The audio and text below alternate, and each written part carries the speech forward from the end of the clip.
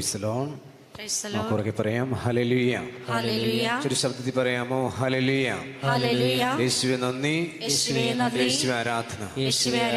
നമുക്ക് നിമിഷം കണ്ണുകളടയ്ക്കാം, രണ്ട് കരം ഹൃദയത്തോട് ചേർത്ത് പിടിക്കാം. സ്വർഗത്തിന്റെ എല്ലാ അഭിഷേകവും നമ്മളിലേക്ക് പെയ്തിറങ്ങുന്ന അനുഗ്രഹ നിമിഷമാണ്. IMS നാഥയുടെ മധ്യസ്ഥം യാചിച്ചുകൊണ്ട് സ്വർഗത്തിന്റെ എല്ലാ കൃപാവരങ്ങളും നമ്മൾ ഈശോയോട് ചോദിച്ചു വാങ്ങുന്ന നിമിഷം നമ്മൾ തന്നെ പൂർണ്ണമായും വിട്ടുകൊടുക്കാം. ഈ ധ്യാനകേന്ദ്രത്തെ, ബഹുമാന പ്രശാന്തച്ഛനെ, ഇവിടുത്തെ എല്ലാ വൈദികരെ, ശുശ്രൂഷകരെ, ഈ ദിനം മുഴുവൻ ഈ ആലയത്തിലേക്ക് കടന്നു വരുന്ന ഓരോ മക്കളെയും സമർപ്പിച്ച് പ്രാർത്ഥിക്കുകയാണ്. ഈ നിമിഷങ്ങളിൽ വചനം ശ്രവിക്കാൻ ഒരുങ്ങുമ്പോൾ പരിശുദ്ധാത്മാവിന്റെ ശക്തമായ അഭിഷേകം നമ്മളിലേക്ക് പെയ്തിറങ്ങാൻ ആഗ്രഹിച്ച് രണ്ട് കരങ്ങൾ ഉയർത്തി ഒന്ന് ശ്രദ്ധിച്ച് പ്രാർത്ഥിച്ചേ. ഹല്ലേലൂയ, ഹല്ലേലൂയ. ശക്തിയോട് ശ്രദ്ധിച്ചേ, ശക്തിയോട് ശ്രദ്ധിച്ചേ. പരിശുദ്ധാത്മാവ് ഈ നിമിഷം നമ്മുടെ ജീവിതത്തിലേക്ക് ഇറങ്ങി വരട്ടെ, ഹൃദയത്തിലേക്ക് കടന്നു വരട്ടെ, മനസ്സിലേക്ക് കടന്നു വരട്ടെ, ആത്മാവിലേക്ക് കടന്നു വരട്ടെ. പരിശുദ്ധാത്മാവ് നിന്റെ മേൽ വരും, അതിന്റെ ശക്തിയുടെ മേൽ ആവസിക്കും. ഈശോ ഹല്ലേലൂയ, ഹല്ലേലൂയ, ഹല്ലേലൂയ. ഈ ആലയം മുഴുവൻ സ്വർഗ്ഗത്തിന്റെ അഭിഷേകം ഇറങ്ങി വരട്ടെ. പരിശുദ്ധാത്മാവ് ഈ നിമിഷം പരിശുദ്ധമ്മയിലേക്ക് ഇറങ്ങി വന്നതുപോലെ ഓരോ മകളിലേക്കും നിറയട്ടെ. ഹല്ലേലൂയ, ഹല്ലേലൂയ, ഹല്ലേലൂയ. പന്തക്കുസ്ത തിരുനാളില് സ്നേഹന്മാര് പരിശുദ്ധമ്മയോട് ചേർന്നതുപോലെ ഈ നിമിഷം ശക്തിയോടെ ദൈവനാമം വിളിച്ചപേക്ഷിച്ചോട് സ്തുതിക്കട്ടെ. ഹല്ലേലൂയ, ഹല്ലേലൂയ, ഹല്ലേലൂയ. പരിശുദ്ധാത്മാവേ നിറയണമേ, ബുദ്ധിയിലേക്ക്, ഞങ്ങളുടെ ചിന്തകളിലേക്ക്, മനോവ്യാപാരങ്ങളിലേക്ക്, ഞങ്ങളുടെ ആഗ്രഹങ്ങളിലേക്ക്, നിയമങ്ങളിലേക്ക് പരിശുദ്ധാത്മാവേ നിറയണമേ.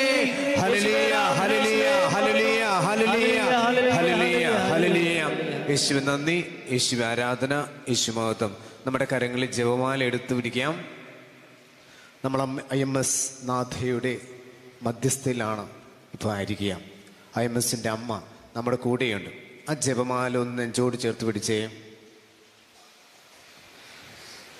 ഇനിയുള്ള നിമിഷം പരിശുദ്ധാത്മാവിന് വേണ്ടി പ്രത്യേകം നമ്മൾ ഈ ആഴ്ച പ്രാർത്ഥിച്ചുകൊണ്ടാണ് ഈ ശുശ്രൂഷയിലേക്ക് പ്രവേശിക്കുക. അതുകൊണ്ട് തന്നെ പരിശുദ്ധ അമ്മയുടെ തിരുക്കാഭ്യമേൽ നമ്മളെല്ലാം ഭരമേൽപ്പിച്ചുകൊണ്ട് നമ്മൾ ഈ ശുശ്രൂഷ ആരംഭിക്കാൻ പോവുകയാണ്. പരിശുദ്ധ അമ്മയിൽ പരിശുദ്ധാത്മാവ് നിറഞ്ഞപ്പോൾ അവൾ കൃപയുടെ സമുദ്രമായി മാറുകയാണ്.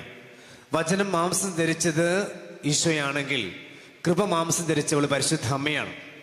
നമ്മൾ ആ ജപമാല നെഞ്ചോട് ചേർത്ത് പിടിക്കുമ്പോൾ ഈ ജപമാല എന്ന് പറയുന്നത് നമുക്കറിയാം, അത് പരിശുദ്ധ അമ്മയുടെ താലിമാലയാണ്. ചാവറപ്പിതാവ് പറയും, സുവിശേഷം ഒറ്റ ചരടിൽ കോർത്തതാണ് ജപമാല എന്ന് പറയുന്നത്. മക്കളെ, നമ്മൾ ഈ ശുശ്രൂഷയിലേക്ക് പ്രവേശിക്കാൻ ഒരുങ്ങുമ്പോൾ ഈ അമ്മയുടെ മാധ്യസ്ഥം നമ്മൾ യാചിക്കണം. അമ്മ നമ്മുടെ സ്വന്തമാണ്. ഈശോയുടെ സ്വന്തമായ അമ്മയെ നമുക്ക് സ്വർഗം നൽകിയതാണ്.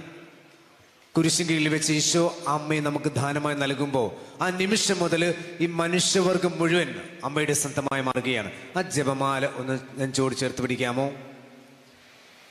ഞാൻ മലയാറ്റൂര്, ഞങ്ങൾക്ക് അവിടെ ഒരു ചെറിയൊരു ധ്യാന കേന്ദ്രമുണ്ട്. അവിടെ ആയിരിക്കുന്ന അവസരത്തിൽ ഒരു മഠത്തിൽ ഒരു കുർബാന ചെല്ലാനായിട്ട് പെട്ടെന്ന് പോകേണ്ട ആവശ്യം വന്നപ്പോൾ പെട്ടെന്ന് സാധാരണ ഉപയോഗിക്കുന്ന ജപമാല നോക്കിയപ്പോൾ ആ ജപമാലയുടെ കുരിശ് കാണാനില്ല. നമുക്കറിയാം, ഞാൻ പറഞ്ഞു, പരിശുദ്ധ അമ്മയുടെ താലിമാലയാണ് ജപമാല. അതിന് കുരിശില്ലെങ്കിൽ പിന്നെ ആ ജപമാല നമുക്ക് ഉപയോഗിക്കാൻ പറ്റിയല്ല. ഞാനതവിടെ വെച്ചിട്ട് പെട്ടെന്ന് തന്നെ കാഞ്ഞൂർ എന്ന് പറഞ്ഞ സ്ഥലത്ത് അവിടെ ഹോളി ഫാമിലി സിസ്റ്റേഴ്സിന്റെ കോൺവെന്റിലേക്ക് ചെന്നു. അവിടെ ചെന്ന് കുർബാന ചൊല്ലി പെട്ടെന്ന് തന്നെ പുറത്തേക്ക് ഇറങ്ങിയ സമയത്ത് ഒരു അമ്മച്ചി ഓടി വന്നിരിക്കുകയാണ്. എൻ്റെ പേര് സജിയച്ചൻ എന്നാണ്. എന്നോട് ചോദിച്ചു, സജിയച്ച അവിടെ നിന്നേ. അപ്പം ഞാൻ അങ്ങനെ പകച്ചു നിൽക്കുകയാണ്. അച്ഛൻ എന്ത് പണിയാണ് കാണിച്ചത്? ഞാൻ ചോദിച്ചു, എന്ത് പറ്റിയ അമ്മച്ചി? ആഹാ, അത് ശരി, എന്ത് പറ്റിയെന്നോ? ഇന്ന് കുർബാനയ്ക്ക് വന്നപ്പോൾ അച്ഛൻ ജപമാല എടുത്തോ? ഇല്ല, ഞാൻ എടുത്തില്ല. ആ, അപ്പം ഞാൻ ചോദിച്ചു, അമ്മച്ചിക്ക് എങ്ങനെ അറിയാം ഞാൻ ജപമാല എടുത്തില്ലെന്ന്? അത് ശരി, അത് പറയാനാണോ ആളില്ലാത്തത്? ചോദിച്ചു, ആരാ അമ്മയോട് പറഞ്ഞേ? പറഞ്ഞു, പരിശുദ്ധ അമ്മയാണ് എന്നോട് പറഞ്ഞത്, കുർബാന മധ്യേ സജിയച്ചന്റെ കയ്യിൽ ജപമാലയില്ല. ഇപ്പൊ ഇവിടെ നിൽക്കുന്ന എത്ര പേരുടെ കയ്യിൽ ജപമാലയുണ്ട്? കയ്യിലുണ്ടോ? ഒന്ന് ഉയർത്തി പിടിക്കാമോ? അപ്പൊ അമ്മ പറയാണ്, അച്ഛൻ്റെ കയ്യിൽ ജപമാലയില്ലെന്ന് പരിശുദ്ധ അമ്മ പറഞ്ഞു. ഇനി ഒരിക്കലും കുർബാനയ്ക്ക് പോകുമ്പോൾ അച്ഛനായിരിക്കുന്ന ഇടങ്ങളിൽ എപ്പോഴും ജപമാല ഉണ്ടായിരിക്കണം എന്ന് പറഞ്ഞു. അവിടെ നിൽക്ക്. എന്നെ അവിടെ നിർത്തിയിട്ട് പെട്ടെന്ന് അകത്തേക്ക് പോയിട്ട് ഒരു പൊതിയൊക്കെ കൊണ്ടുവന്നു, വലിയൊരു പൊതി. ആ പൊതി അഴിച്ചിട്ട് പെട്ടെന്ന് എൻ്റെ അടുക്കിലേക്ക് ഈ ജപമാല തന്നു. അപ്പൊ ഞാൻ നോക്കിക്കഴിഞ്ഞപ്പോൾ നല്ല ഒരു ജപമാല. അപ്പം അമ്മച്ചി പറയണം, 26 വർഷങ്ങൾക്ക് മുമ്പ് എറണാകുളത്തുള്ള കലൂർ എന്ന് പറഞ്ഞ സ്ഥലത്ത് നിന്നും ഡിവൈൻ ധ്യാനത്തിലേക്ക് അമ്മച്ചി പോവുകയാണ്. അവിടുത്തെ ഒരു ശുശ്രൂഷകയാണ്. ആ പോകുന്ന വഴിയിൽ ഇടയ്ക്ക് വെച്ച് എപ്പോഴും ഒരു വൈദ്യൻ ആ ബസ്സിൽ കയറി. കുറച്ച് കഴിഞ്ഞപ്പോൾ ഈ അമ്മച്ചി ഇരിക്കുന്ന അപ്പുറത്തെ സീറ്റിൽ ഈ വൈദ്യൻ ഇരിക്കുകയാണ്. ആ സമയം അമ്മച്ചി നോക്കുമ്പോൾ വൈദ്യൻ്റെ കയ്യിൽ ഒരു പൊതിയുണ്ട്. കുറച്ച് കഴിഞ്ഞപ്പോൾ അമ്മച്ചി ഉറങ്ങിപ്പോയി. ഏകദേശം അമ്മച്ചി എത്തേണ്ട സ്ഥലമായി കഴിഞ്ഞപ്പോൾ കണ്ണു തുറന്ന് നോക്കുമ്പോൾ വൈദ്യൻ ഇരുന്നെടുത്ത് വൈദ്യനെ കാണാനില്ല, ഒരു പൊതി ഇരിപ്പുണ്ട്. പെട്ടെന്ന് അമ്മച്ചിക്ക് മനസ്സിലായി ആ പൊതി അച്ഛൻ്റെയാണ്. അത് നഷ്ടപ്പെട്ടിട്ടുണ്ട് അച്ഛന് തീർച്ചയായിട്ടും. ഇനി എപ്പോഴും അച്ഛനെ കാണാൻ പറ്റുന്നത്? പെട്ടെന്ന് അമ്മ ചിന്തിച്ചു, എന്തെങ്കിലും ഡിവൈൻ ധ്യാനത്തിൽ വെച്ച് അച്ഛനെ കണ്ടു കഴിഞ്ഞാൽ കൊടുക്കാമല്ലോ എന്ന് വിചാരിച്ച് ആ പൊതി എടുത്തതാ. അമ്മച്ചി പറയാണ്, അന്നു മുതൽ കൊണ്ടു നടക്കുകയാണ് ഈ പൊതി. അമ്മച്ചി പറയാണ്, 26 വർഷത്തിന് മുമ്പാണ് ഇത് സംഭവിക്കുന്നത്. അന്നു മുതൽ കൊണ്ടു നടക്കുന്ന ഈ പൊതിയിലുള്ളില് ഈ ജപമാലയാണ്. പരിശുദ്ധമ്മ പറഞ്ഞു, അച്ഛന് ഈ ജപമാല തരാൻ. എന്നുറക്കെ പറഞ്ഞേ ഹല്ലേലൂയ, ഹല്ലേലൂയ. എന്നുറക്കെ പറയാമോ ആവേ മരിയ. പ്രിയമുള്ളവരെ, IMSന്റെ അമ്മ, IMS നാഥ, IMS അമ്മ നമ്മുടെ മധ്യയുണ്ട്. നമുക്ക് എന്താണ് വേണ്ടതെന്ന് അമ്മയ്ക്കറിയാം. എന്നുറക്കെ പറഞ്ഞേ ഹല്ലേലൂയ. കാനായിലെ കല്യാണ വിരുന്നില് ആ മക്കളുടെ വിഷമം കണ്ട് അമ്മ ഈശോയുടെ അടുക്കൽ ചെന്ന് അവർക്ക് വേണ്ടി മാധ്യസ്ഥ യാചിക്കുമ്പോൾ നമുക്കറിയാം അവർക്ക് വീഞ്ഞില്ല എന്നാ പറഞ്ഞേ. ഒന്ന് കണ്ണടച്ചേ, രണ്ടുകരം നെഞ്ചോട് ചേർത്ത് പിടിച്ച് ആ ജപമാല നെഞ്ചോട് ചേർത്ത് പിടിച്ച് നമുക്ക് എന്താണ് വേണ്ടതെന്ന് അമ്മ ഈ നിമിഷം ഈശോയുടെ സന്നിധിയിലേക്ക് സമർപ്പിച്ച് പ്രാർത്ഥിക്കുന്ന സമയമാണ്. നമ്മളെല്ലാവരും പരിശുദ്ധ അമ്മയെ സ്നേഹിക്കുന്നുണ്ട്. അതുകൊണ്ട് തന്നെയാണ് ഈ ആലയത്തിൽ വന്നിരിക്കുന്നത്. ഈ അമ്മയുടെ സന്നിധിയിലേക്ക് വന്ന് ഇവിടെ കരഞ്ഞ് നിലവിളിച്ച് പ്രാർത്ഥിക്കുന്ന ഓരോ മകന്റെയും മകളുടെയും നിയോഗങ്ങൾ ഈശോയുടെ സന്നിധിയിലേക്ക് സമർപ്പിച്ച് പരിശുദ്ധമ പ്രാർത്ഥിക്കുന്ന സമയമാണ്. നമുക്കൊരിക്കൽ കൂടി ആ അമ്മയുടെ മാധ്യസ്ഥ യാചിക്കാം. അമ്മയുടെ ഏറ്റവും ഇഷ്ടപ്പെട്ട മുഖം മനസ്സിലേക്ക് ഒന്ന് കൊണ്ടുവന്നേ. ആ IMSന്റെ അമ്മ, IMS നാഥിയുടെ മുഖം മനസ്സിലേക്ക് കൊണ്ടുവന്നേ. ഇതാ അമ്മയുടെ തിരുക്കാപ്പയിൽ നമ്മളെല്ലാം ഭരമേൽപ്പിക്കുകയാണ്. ഈ നിമിഷം അമ്മയോട് ചേർന്ന് നമ്മൾ പ്രാർത്ഥിക്കാൻ പോവുകയാണ്. നിന്റെ ജീവിതത്തിന്റെ നിയോഗങ്ങൾ എന്തുമായിക്കൊള്ളട്ടെ. നമുക്കറിയാം കാനായിലെ കല്യാണ വിരുന്നിൽ 6 കൽഭരണികളാണ് ഉണ്ടായിരുന്നത്. ഇത് നമ്മുടെ ജീവിതത്തിലും ഒരു 6 കൽഭരണിയിലേക്ക് വക്കോളം നിറച്ചു വെക്കുക നിന്റെ നിയോഗങ്ങൾ. നമുക്കൊരു കാര്യം ചെയ്യാം. ഒന്നാമത്തെ കൽഭരണിയിലേക്ക് നമ്മുടെ മാതാപിതാക്കന്മാരെ ചേർത്ത് വെക്കാം. നമുക്ക് ജന്മം നൽകിയ മാതാപിതാക്കന്മാരെ സമർപ്പിച്ചേ. രണ്ടാമത്തെ കൽഭരണിയിൽ നമ്മുടെ കുടുംബത്തിൽ നിന്ന് മരിച്ചുപോയി എല്ലാവരും ചേർത്ത് വെച്ചേ. അടുത്ത കൽഭരണിയിൽ നമ്മുടെ മക്കള്, ജീവിത പങ്കാളി എല്ലാം ചേർത്ത് വെച്ചേ. അടുത്ത കൽഭരണിയിലേക്ക് നമ്മുടെ രോഗാവസ്ഥയിലൂടെ കടന്നു പോകുന്ന ഓരോ മകനെയും മകളെയും ചേർത്ത് വെക്കാം. മാറാവ്യാധി മൂലം വിഷമിക്കുന്നവര്, വിവിധ ആശുപത്രി കഴിയുന്നവര്, സാമ്പത്തികമായിട്ട് ബുദ്ധിമുട്ട് കടബാധ്യത അനുഭവിക്കുന്നവര്, കുടുംബജീവിതത്തിൽ അസ്വസ്ഥ അനുഭവിക്കുന്നവര്, ജോലി ആഗ്രഹിച്ച് വന്നിരിക്കുന്നവര്, കുഞ്ഞുങ്ങളെ ആഗ്രഹിച്ച് പ്രാർത്ഥിക്കുന്നവര്, അങ്ങനെയുള്ള എല്ലാ നിയോഗങ്ങളും ചേർത്ത് വെച്ചേ. അടുത്ത കൽഭരണിയില് ഇന്നോളം നമ്മൾ പ്രാർത്ഥിക്കുവാൻ കടപ്പെട്ടുള്ള അനേകം മക്കളുണ്ട്, നമ്മുടെ പൂർവികർ ഉൾപ്പെടെ. എല്ലാവരും നിയോഗങ്ങൾ ചേർത്ത് വെച്ചേ. അടുത്ത കൽഭരണിയിൽ ഈ ധ്യാനകേന്ദ്രത്തെ സമർപ്പിക്കാം. ഇവിടുത്തെ എല്ലാ വൈദികരെയും ശുശ്രൂഷകരെയും ഇവിടെ നടക്കുന്ന എല്ലാ പ്രസ്ഥാനങ്ങളും ചേർത്ത് വെച്ചേ. ഇത് 6 കൽഭരണിയിലേക്ക് വക്കോളം നിറച്ച് വെച്ച് നിന്റെ നിയോഗങ്ങളെല്ലാം ചേർത്ത് വെച്ച് പരിശുദ്ധ അമ്മയുടെ സന്നിധിയിലേക്കും ചേർത്ത് വെച്ചേ. ഇതാ വെള്ളത്തെ വീഞ്ഞാക്കുന്ന ഈശോ ഈ ആൾത്താരിൽ ഈ നിമിഷം നമ്മുടെ ആഗ്രഹങ്ങളെയും അഭിലാഷങ്ങളെയും എല്ലാം വിശുദ്ധീകരിക്കുന്ന സമയമാണ്. നമുക്ക് 2 കരങ്ങൾ ഒരിക്കൽ കൂടി സ്വർഗത്തിലേക്ക് ഉയർത്താം. ശക്തിയോട് സ്തുതിച്ച് പ്രാർത്ഥിച്ച് പരിശുദ്ധാത്മാവിന്റെ അഭിഷേകത്തിനായിട്ട് ഈ നിമിഷം പാടി പ്രാർത്ഥിക്കാം. ഓ പരിശുദ്ധാത്മാവേ, ഞങ്ങളിലേക്ക് ഇറങ്ങി വരണമേ, ഈ കൂട്ടായ്മയിലേക്ക് ഇറങ്ങി വരണമേ. വക്കോളം നിറച്ചു വെച്ച് പ്രാർത്ഥിക്കുന്ന ഈ കൽഭരണിയിലേക്ക്, ഞങ്ങളുടെ നിയോഗങ്ങളിലേക്ക് ആത്മാവിനെ അയക്കണമേ. ഉറക്കെ സ്തുതിക്കാം. ഹല്ലേലൂയ, ഹല്ലേലൂയ, ഹല്ലേലൂയ, ഹല്ലേലൂയ, ഹല്ലേലൂയ, ഹല്ലേലൂയ. ശക്തിയോട് പാടി പ്രാർത്ഥിച്ചേ. കരങ്ങളടിച്ച് ശക്തിയോടെ ആത്മാവേ നിറയണമേ. ഈ നിയോഗങ്ങളിലേക്ക്, ഞങ്ങളുടെ ജീവിതങ്ങളിലേക്ക്, കുടുംബങ്ങളിലേക്ക്, മക്കളിലേക്ക്, ജീവിത പങ്കാളിലേക്ക്, ഓരോ മകനിലേക്കും മകളിലേക്കും ആത്മാവേ, പരിശുദ്ധാത്മാവേ ഈ നിമിഷം ശക്തിയായി കത്തിപ്പടരട്ടെ. കരങ്ങളടിച്ച് പാടാം. ആത്മാവിൽ ശക്തി, അഭിഷേക ശക്തി ഈ ആലയത്തിലേക്ക് വന്ന ഓരോ മകനും മകളിലേക്ക് നയിട്ടെ. പുതിയൊരു ജനനം നൽകും പരിശുദ്ധാത്മാവേ, പാടാം. പുതിയൊരു ശക്തിയിലുണരാ കൃപ നീ ചൊരിയണമേ. പുതിയൊരു ജനനം നൽകും പരിശുദ്ധാത്മാവേ,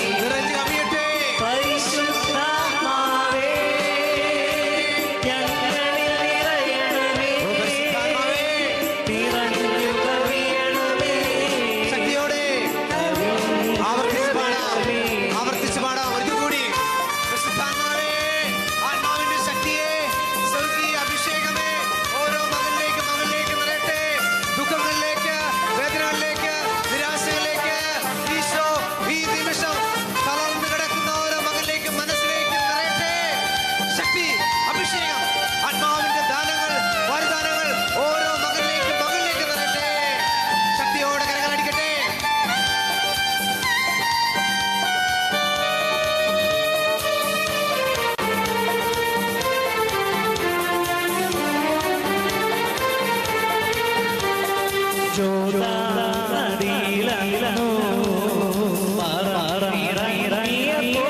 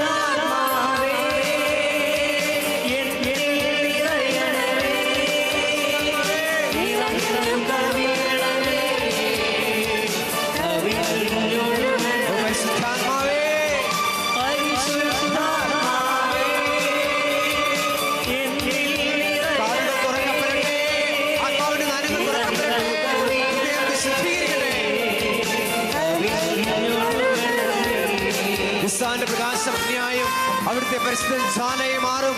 അത് ജ്വലിച്ചൊറ്റ ദിവസം കൊണ്ട് അവന്റെ മുള്ളുകളും മുൾച്ചെടികളും ദഹിപ്പിച്ചുകളെ ഈശോ. വചനം കേൾക്കുവാൻ തടസ്സമായിരിക്കുന്ന മുൾച്ചെടികളെ ഈശോ ആത്മാവിനെ അയച്ച് വിശുദ്ധീകരിക്കണമേ. ഞങ്ങളുടെ ബന്ധനങ്ങള്, തലക്കദോഷങ്ങള്, ബലഹീനതകള്, മാറാവ്യാധികൾ യേശു നാമത്തിൽ ഈ നിമിഷം വിശുദ്ധീകരിക്കപ്പെടട്ടെ. സൗഖ്യം പ്രാപിക്കട്ടെ. തളർന്നുപോയ മനസ്സുകൾക്ക് ആത്മാവിന്റെ അഭിഷേകം ഈ നിമിഷം നിറയട്ടെ.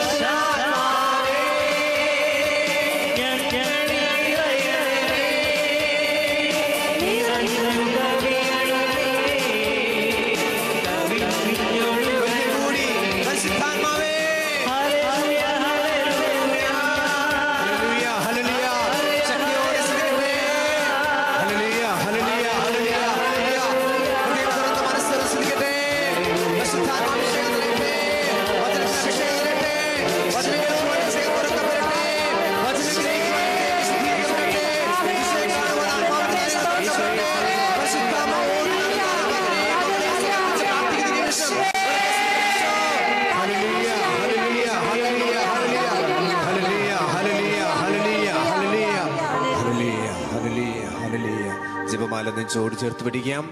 പരിശുദ്ധ അമ്മയുടെ വിഗ്രഹത്തിലേക്ക് നമ്മളെല്ലാം ചേർത്ത് വെക്കുകയാണ്. അമ്മ മകന്റെയും മകളുടെയും നിന്റെ ജീവിതത്തിന്റെ എല്ലാ നിയോഗങ്ങളും ചേർത്ത് വെച്ച് പ്രാർത്ഥന സമയമാണ്. യേശുവിനമ്മ, എൻ സ്വന്തമമ്മ, ഈശോ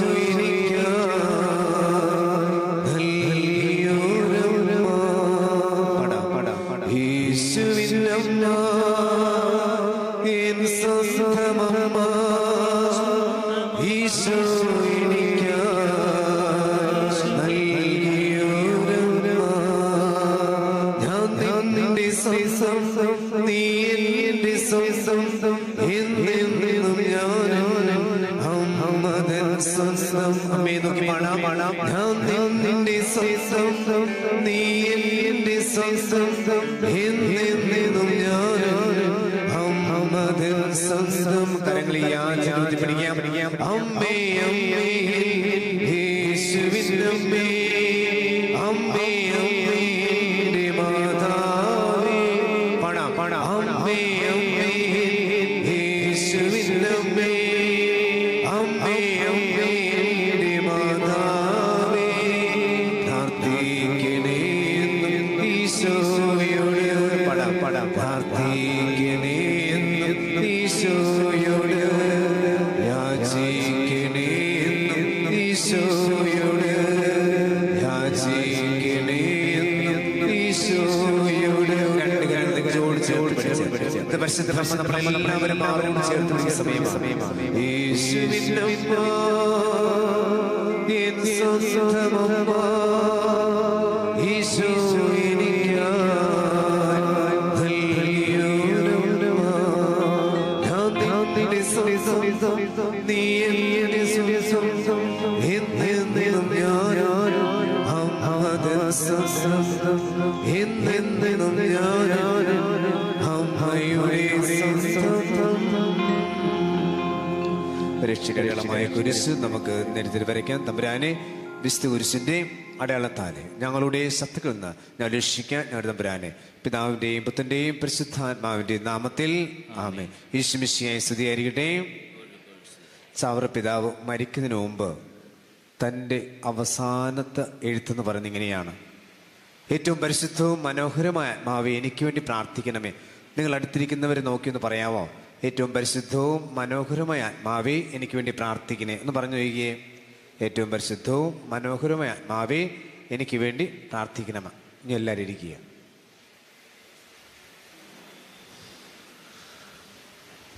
ഏറ്റവും പരിശുദ്ധവും മനോഹരമായ ആത്മാവേ, എനിക്ക് വേണ്ടി പ്രാർത്ഥിക്കണേന്ന് പറഞ്ഞപ്പോൾ നിങ്ങൾക്ക് എന്തെങ്കിലും വിഷമം തോന്നിയോ?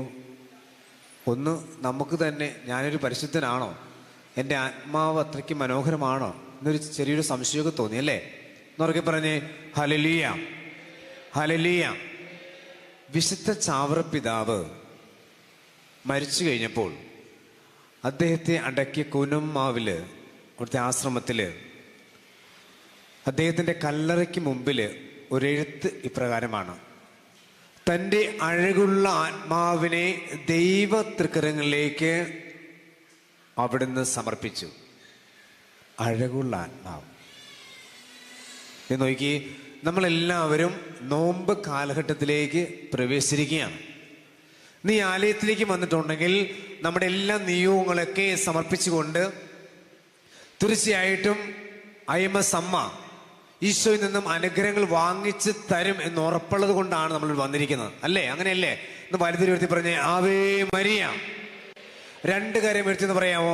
Ave Maria. പരിശുദ്ധ അമ്മയുടെ നാമം ഏറ്റു പറയുമ്പോൾ ഈശോയുടെ നാമമാണ് മഹത്വപ്പെടുക. എന്നൊക്കെ പറഞ്ഞേ ഹല്ലേലൂയ. പ്രിയപ്പെട്ടവരെ, ഈ ചാവറ പിതാവിൻ്റെ ജീവിതവുമായി ബന്ധപ്പെട്ട് അദ്ദേഹത്തെക്കുറിച്ച് പറയുന്നത് ഇങ്ങനെയാണ്: അഴകുള്ള ആത്മാവായിരുന്നു അദ്ദേഹം. ദൈവത്തിൻ്റെ ദൈവ അരുപിയുടെ മേലാപ്പുള്ള മനുഷ്യനായിരുന്നു ചാവറ പിതാവ്. ഇപ്പം എന്തുകൊണ്ടാണ് ഞാൻ ചാവറ പിതാവിനോട് കുറിച്ച് പറയുന്നത് നിങ്ങൾ ചിന്തിക്കാം. ഞാനൊരു CMI വൈദ്യനാണ്. ഇപ്പോൾ നമ്മൾ നോമ്പിലേക്ക് പ്രവേശിച്ചപ്പോൾ എനിക്ക് തോന്നി ആ ചാവറ പിതാവുമായി ബന്ധപ്പെട്ട് ഇന്നത്തെ ചിന്തകൾ കുറച്ചുകൂടി നമുക്ക് പരിശുദ്ധ അമ്മയുടെ സന്നിധിയിൽ നിന്ന് പ്രാർത്ഥിക്കുമ്പോൾ കർത്താവ് നമ്മളെ വിശുദ്ധീകരിക്കും, പുതിയ സൃഷ്ടികളാക്കി മാറ്റുവാൻ ആ പിതാവിൻ്റെ ചിന്തകൾ നമ്മളെ സഹായിക്കുമെന്ന് എനിക്ക് തോന്നുകയാണ്. യെശയ്യാ പ്രവാചകന്റെ പുസ്തകം 55-ാം അധ്യായത്തിൽ നമ്മൾ ഇപ്രകാരം വായിക്കണം. വളരെ മനോഹരമായ വചനമാണ്. സാധിക്കുമെങ്കിൽ മനപ്പാഠം പഠിക്കേണ്ട ഒരു ഭാഗമാണ്. യെശയ്യാണ് കേട്ടോ. യെശയ്യാ 55:1 മുതലുള്ള ഭാഗം. അതിൻ്റെ ഹെഡിങ് എങ്ങനെയാണ്? ജീവന്റെ ഉറവ. ദാഹാർത്തരെ ജലാശയത്തിലേക്ക് വരുവിൻ, നിർധനന് വന്ന് വാങ്ങി ഭക്ഷിക്കട്ടെ, വീഞ്ഞും പാലും സൗജന്യമായി വാങ്ങിക്കൊള്ളുക. ആഹാരത്തിന് വേണ്ടിയല്ലാതെ എന്തിന് പണം മുടക്കുന്നു? സംതൃപ്തിക്ക് വേണ്ടിയല്ലാതെ എന്തിന് അധ്വാനിക്കുന്നു? എൻ്റെ വാക്ക് ശ്രദ്ധിച്ച് കേൾക്കുക. നന്നായി ഭക്ഷിക്കുകയും വിശിഷ്ട ഭോജ്യങ്ങൾ ആസ്വദിക്കുകയും ചെയ്യാം. എൻ്റെ അടുക്കൽ വന്ന് എൻ്റെ വാക്ക് കേൾക്കുവിൻ, നിങ്ങൾ ജീവിക്കും. ഞാൻ നിങ്ങളുമായി ശാശ്വതമായ ഒരു ഉടമ്പടി ഉണ്ടാക്കും. ദാവീദിനോടെന്ന പോലെ നിങ്ങളോട് ഞാൻ സ്ഥിരമായ സ്നേഹം കാട്ടും. ഇതാ ഞാൻ അവനെ ജനതകൾക്ക് സാക്ഷിയും നേതാവും അധിപനുമാക്കിയിരിക്കുന്നു. നിനക്ക് അജ്ഞാതമായ ജനതകളെ നീ വിളിച്ചുകൂട്ടും. നിന്നെ അറിയാത്ത ജനതകൾ നിന്റെ അടുക്കൽ ഓടിക്കൂടും. എന്തെന്നാൽ നിന്റെ ദൈവമായ കർത്താവ് ഇസ്രായേലിന്റെ പരിശുദ്ധൻ നിന്നെ മഹത്വപ്പെടുത്തിയിരിക്കുന്നു. എന്നൊക്കെ പറഞ്ഞേ ഹല്ലേലൂയ, ഹല്ലേലൂയ. വലതുകരം ഒന്ന് ഉയർത്തിപ്പിടിക്കാമോ? തുടർന്ന് അച്ഛൻ വചനം വായിക്കും. അതിനുശേഷം നമ്മളൊന്ന് റിപ്പീറ്റ് ചെയ്ത് പറയണം. അച്ഛൻ വായിക്കാം. കർത്താവിനെ കണ്ടെത്താൻ കഴിയുന്ന ഇപ്പോൾ തന്നെ അവിടുത്തെ അന്വേഷിക്കുവിൻ. പറയാമോ?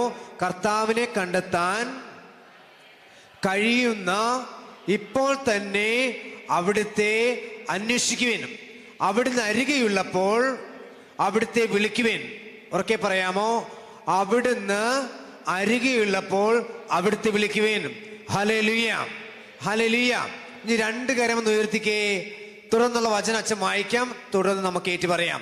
ദുഷ്ടൻ തന്റെ മാർഗവും അധർമ്മി തന്റെ ചിന്താഗതികളും ഉപേക്ഷിക്കട്ടെ. അവിടുത്തെ കരുണ ലഭിക്കേണ്ടതിന് അവൻ കർത്താവിലേക്ക് തിരിയട്ടെ, നമ്മുടെ ദൈവത്തിലേക്ക് തിരിയട്ടെ. അവിടുന്ന് ഉദ്ധാരമായി ക്ഷമിക്കും. നമുക്ക് ഉറക്കെ ഏറ്റു പറയാം. കർത്താവിനെ കണ്ടെത്താൻ കഴിയുന്ന ഇപ്പോൾ തന്നെ അവിടുത്തെ അന്വേഷിക്കുവിൻ. അവിടുന്ന് അരികെയുള്ളപ്പോൾ അവിടുത്തെ വിളിക്കുവിൻ. ദുഷ്ടൻ തന്റെ മാർഗവും അധർമ്മി തന്റെ ചിന്താഗതികളും ഉപേക്ഷിക്കട്ടെ. അവിടുത്തെ കരുണ ലഭിക്കേണ്ടതിന് അവൻ കർത്താവിലേക്ക് തിരിയട്ടെ, നമ്മുടെ ദൈവത്തിലേക്ക് തിരിയട്ടെ. അവിടുന്ന് ഉദ്ധാരമായി ക്ഷമിക്കും. Hallelujah, hallelujah. നോക്കിയേ, ഇന്ന് തമ്പുരാൻ ഈ ചാവറപ്പിതാവുമായി ബന്ധപ്പെട്ട് അദ്ദേഹത്തിന്റെ ആത്മാവുമായി ബന്ധപ്പെട്ട് അഴകുള്ള ആത്മാവെന്ന് പറഞ്ഞ അഴകിയ ആത്മാവല്ല, അഴകുള്ള ആത്മാവ്.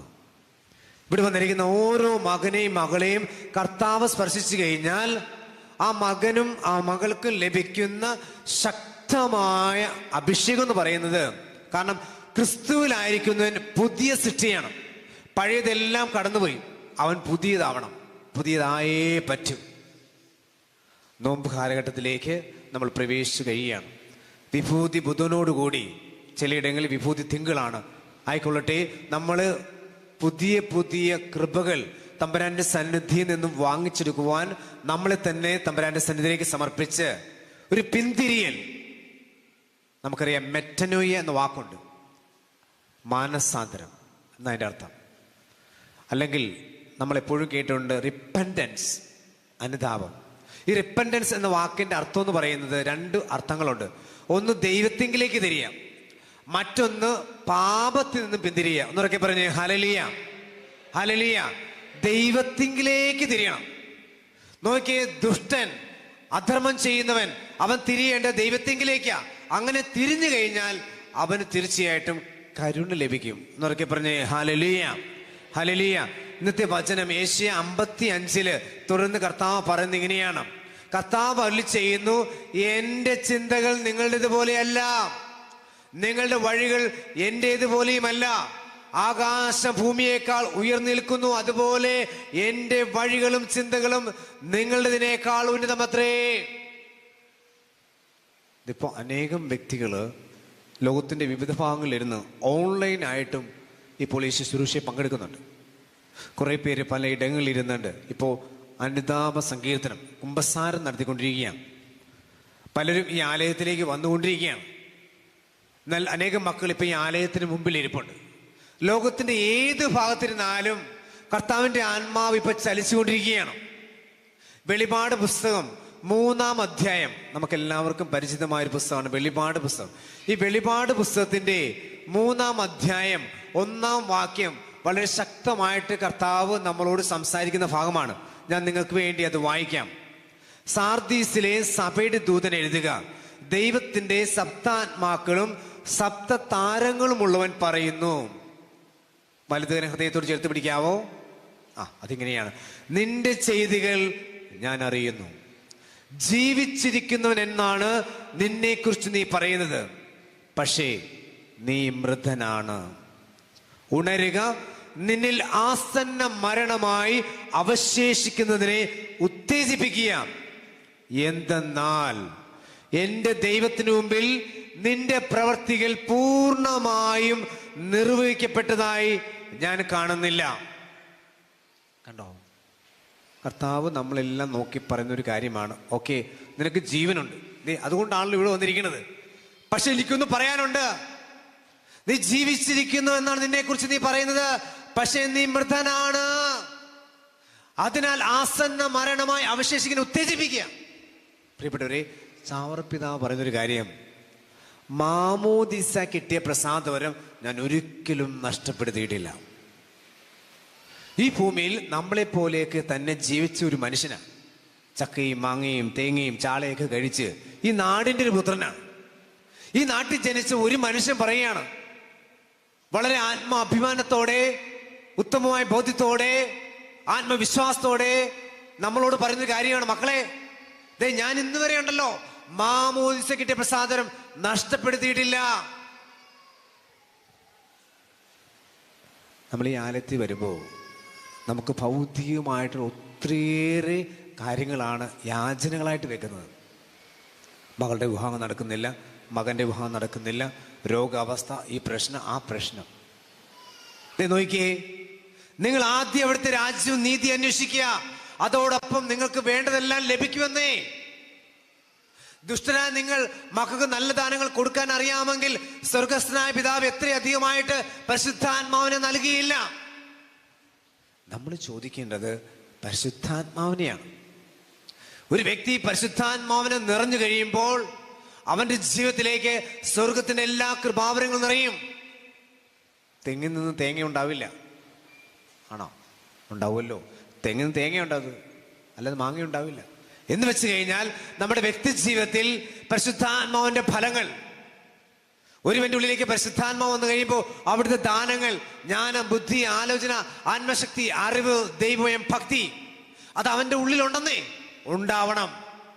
അങ്ങനെയാണെങ്കിൽ ആ വ്യക്തിയുടെ ഉള്ളിൽ നിറയുന്ന പരിശുദ്ധാത്മാവിന്റെ ശക്തിയാൽ പിന്നെ സംഭവിക്കുന്നത് ഫലങ്ങളാണ്. പരിശുദ്ധാത്മാവിന്റെ ഫലങ്ങൾ നമുക്കറിയാം: സ്നേഹം, ആനന്ദം, സമാധാനം, ക്ഷമ, ദയ, നന്മ, കനിവ്, വിശ്വസ്തത, ആത്മസമയം, കന്യാവ്രതം. ഇന്നിവിടെ ഇരിക്കുമ്പോൾ നമുക്കറിയാം. ഒന്ന് അടുത്തിരിക്കുന്നവരൊക്കെ നോക്കിയേ, ഒന്ന് നോക്കൂ, ഒന്ന് ചിരിച്ചേ. അച്ഛൻ പറഞ്ഞത് കൊണ്ട് ചിരിച്ചു, അല്ലെങ്കിൽ ചിരിക്കുവോ? ഇല്ല. ചിലപ്പോൾ മുഖത്ത് വിഷമമുണ്ട്, കാരണം ഉള്ളിൽ ആ വിഷമമുണ്ടാകും. ദുഃഖമായിരിക്കാം, പ്രശ്നങ്ങൾ അടിമപ്പെട്ട് കിടക്കുകയായിരിക്കാം, തഴക്കദോഷങ്ങളായിരിക്കാം, സാമ്പത്തികമായ ബുദ്ധിമുട്ട്, കുടുംബ പ്രശ്നം, എന്തുമായിക്കൊള്ളട്ടെ, അതെല്ലാം ഹൃദയഭാരമായിട്ട് കൊണ്ടുവന്ന് വെച്ചിരിക്കുകയാണ്. പക്ഷെ വചനം പറയുന്നുണ്ട്, നിന്റെ ഭാരം കർത്താവിനെ ഫലമേൽപ്പിക്ക്, അവിടുന്ന് നിന്നെ താങ്ങിക്കൊള്ളും. നിങ്ങളുടെ ഹൃദയം അസ്വസ്ഥമാകേണ്ട, ദൈവത്തിലും വിശ്വസിക്കുവിൻ, എന്നിലും വിശ്വസിക്കുവിൻ. ഈശോ പറയുന്നത്, ഞാൻ നിങ്ങൾ ഒരിക്കലും അനാഥരായി വിടുകയില്ല. ഞാൻ നിങ്ങളുടെ മേൽ എന്റെ സഹായകനെ അയക്കും. പരിശുദ്ധാത്മാവ് അവരെല്ലാ കാര്യങ്ങളും നിങ്ങളെ പഠിപ്പിക്കും.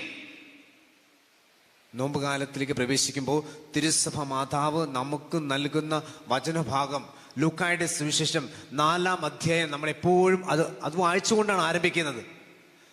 മത്തായി, മർക്കോസ്, ലൂക്ക, യോഹന്നാൻ, ഈ സുവിശേഷങ്ങളില് ലൂക്കായുടെ സുവിശേഷം 4-ാം അധ്യായത്തില് മരുഭൂമിയിലെ പരീക്ഷ, ആ വചനം തുടങ്ങുന്ന ഇങ്ങനെയാണ്: യേശു പരിശുദ്ധാത്മാവ് നിറഞ്ഞവനായി ജോർദാൻ നിന്ന് മടങ്ങി, ആത്മാവ് അവനെ മരുഭൂമിയിലേക്ക് നയിച്ചു. അവൻ പിശാചിനാൽ പരീക്ഷിക്കപ്പെട്ട് 40 ദിവസം അവിടെ കഴിഞ്ഞുകൂടി. ഒരുവൻ പരീക്ഷിക്കപ്പെടുന്നതിന് മുമ്പ് ഉറപ്പിക്കേണ്ട ഒരു കാര്യമുണ്ട്: അവൻ പരിശുദ്ധാത്മാവിനെ നിറഞ്ഞവനാണെങ്കിൽ ഏത് പൈശാചിക പ്രലോഭനങ്ങളെ നേരിടുവാനുള്ള ശക്തി അവനുണ്ടെന്ന്. ഒന്നുറക്കെ പറഞ്ഞേ ഹല്ലേലൂയ, ശക്തിയോടെ ഹല്ലേലൂയ. ഒരു 10 പേര് കേൾക്കത്ത രീതിയിൽ 2 കരങ്ങൾ ഉയർത്തി പറഞ്ഞേ ഹല്ലേലൂയ. പൗലോസ്ലീഹ പറയുന്നുണ്ട്, no one can call Jesus is the Lord except by the Holy Spirit. പരിശുദ്ധാത്മാവിന്റെ സഹായമില്ലാതെ ആർക്കും ക്രിസ്തുവിനെ കർത്താവേ എന്ന് വിളിക്കാൻ പറ്റിയല്ല. കർത്താവേ എന്ന് വിളിക്കുന്ന നിമിഷം പരിശുദ്ധാത്മാവ് ആ നിമിഷം ആ വ്യക്തിയെ ശക്തിപ്പെടുത്തും. എന്നൊക്കെ പറഞ്ഞേ ഹല്ലേലൂയ. പരിശുദ്ധാത്മാവിനാൽ നയിക്കപ്പെട്ട് ക്രിസ്തു മരുഭൂമിയിലേക്ക് പോയെന്നാണ് പറയണത്. അല്ലാതെ പിശാചിനാൽ ആനയിക്കപ്പെട്ടല്ല. ചാവറപ്പിതാവിനെ കുറിച്ച് ഞാൻ പറഞ്ഞില്ലേ, ദൈവത്തിൻ്റെ കരമുണ്ടായിരുന്ന വ്യക്തിയാണ്. ദൈവത്തിൻ്റെ മേലാപ്പ്, ദൈവത്തിൻ്റെ അരൂപി അത് സ്വന്തമാക്കിയ ചാവറപ്പിതാവ്. നമ്മളെപ്പോൾ തന്നെ മാമോദിസ മുങ്ങപ്പെട്ടൊരു മനുഷ്യൻ. നമുക്കറിയാം, ഇവിടെ തൊട്ടടുത്ത് വെച്ചൂർ, കുടവെച്ചൂർ, അവിടെ ദേവാലയത്തിലാണ് ആ മകനെ മാതാപിതാക്കൾ സമർപ്പിച്ചത്. അപ്പം ഈ ആലയത്തിലേക്ക് വരുമ്പോൾ നമ്മൾ എവിടെയെല്ലാം നോക്കുന്നു, അവിടെയെല്ലാം പരിശുദ്ധ അമ്മയുടെ രൂപമുണ്ട്. IMS അമ്മയുടെ രൂപം കാണാം, മനോഹരമാണ്. ആ കരങ്ങളിൽ ഉണ്ണീശോയെ വഹിച്ചുകൊണ്ട് ഒരു കയ്യിൽ ദണ്ഡുമായിട്ട് അവൾ നിൽക്കുന്നത്. ആ ജപമാല ഒന്ന് ഉയർത്തിപ്പിടിച്ചേ, ജപമാല ഒന്ന് ഉയർത്തിപ്പിടിച്ചേ. ഈ ജപമാല പരിശുദ്ധ അമ്മയുടെ താലിമാലയാണെന്നുണ്ടെങ്കിൽ ഇത് വലിയൊരു ആയുധമാണ്. സ്വർഗം നൽകിയിരിക്കുന്ന 2 ആയുധങ്ങൾ, ഒന്ന് ജപമാല, മറ്റൊന്ന് വെന്തിങ്ങയാണ്. പൈശാചിക ശക്തിയുടെ തല തകർക്കാൻ അധികാരം ലഭിച്ചവളാണ് ഈ പരിശുദ്ധ അമ്മ. ഈ നോമ്പ് കാലഘട്ടത്തില് ഈ ഒരു മരുഭൂമി അനുഭവത്തിലേക്ക് കടന്നു വരുമ്പോൾ പരിശുദ്ധാത്മാവിനെ നിറഞ്ഞു വേണം നമ്മൾ പ്രവേശിക്കാൻ. 40 ദിവസം അല്ലെങ്കിൽ 50 ദിവസമൊക്കെ നോമ്പെടുത്ത് നമ്മൾ പ്രാർത്ഥിച്ചൊരുങ്ങുമ്പോൾ നമ്മുടെ ജീവിതത്തിലെ ആത്മാവിലേക്കും ശരീരത്തിലേക്കും കടന്നു വന്നിരിക്കുന്ന പൈശാചിക ശക്തികളുടെ ആ തല തകർക്കുവാൻ ഈ അമ്മ നൽകിയ ഈ ആയുധം തീർച്ചയായിട്ടും നെഞ്ചോട് ചേർത്ത് പിടിക്കണം. പലപ്പോഴും പല വ്യക്തികളും പലവിധ പ്രശ്നങ്ങളൊക്കെ ആയിട്ട് കടന്നു വരുമ്പോൾ ഞാൻ അവരോട് പറയാറുണ്ട്, നിങ്ങൾക്ക് ഇപ്പോഴത്തെ ഈ അവസ്ഥയ്ക്ക് എന്തായിരിക്കും കാര്യം? ഇപ്പോൾ കഴിഞ്ഞ ഇടയ്ക്ക് ഒരു ഫാമിലി വന്നു. അപ്പോൾ ആ കുടുംബം വന്നപ്പോൾ എന്നോട് വളരെ വിഷമിച്ച് പറഞ്ഞൊരു കാര്യം, അച്ഛാ ഒത്തിരിയേറെ കടബാധ്യതയാണ്, 30 കോടി രൂപയോളം കടബാധ്യതയുണ്ട്. അപ്പോൾ എൻ്റെ അടുത്ത് വരുന്നതിന് മുമ്പ് ഒരു ദിവസം ഈ കുടുംബത്തിലെ ഭാര്യ, ഭർത്താവല്ല ഭാര്യ, എന്നെ വിളിച്ചിട്ട് പറഞ്ഞു, അച്ഛാ ഞങ്ങൾ ഒത്തിരി നാളായി കടബാധ്യത മൂലം വിഷമിക്കുക. ജപ്തി 3 ദിവസത്തിനുള്ളിൽ സംഭവിക്കും. ഈ ഭവനത്തിലുള്ള സാധനങ്ങളുമായിട്ട് എങ്ങോട്ട് പോകാനാ? അപ്പം ഞാൻ വരുന്ന ആലുവ പ്രദേശത്ത് നിന്നാണ്. ആ സ്ത്രീ പറഞ്ഞിങ്ങനെ, അച്ഛാ ഒരു വഴി കാണുന്നുണ്ട്, ആ പെരിയാർ പുഴയിലേക്ക് പോയാലോ എന്ന് ആലോചിക്കുക. അതിൻ്റെ അർത്ഥം ആത്മഹത്യ തന്നെയാണ്. ഞാൻ അങ്ങോട്ട് പോയാൽ അതോടൊപ്പം തന്നെ എല്ലാം അവസാനിക്കുമല്ലോ.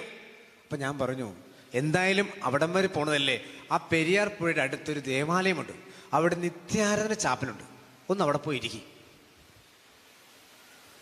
ഞാൻ ചോദിച്ചു, കുമ്പസാരിച്ചിട്ട് എത്ര നാളായി? കുറച്ച് നാളായിട്ടുള്ളൂ. ഞാൻ ആരെങ്കിലും എന്തെങ്കിലും പ്രശ്നമായിട്ട് വരുമ്പോൾ 2 ചോദ്യങ്ങൾ എപ്പോഴും ചോദിക്കാറുണ്ട്.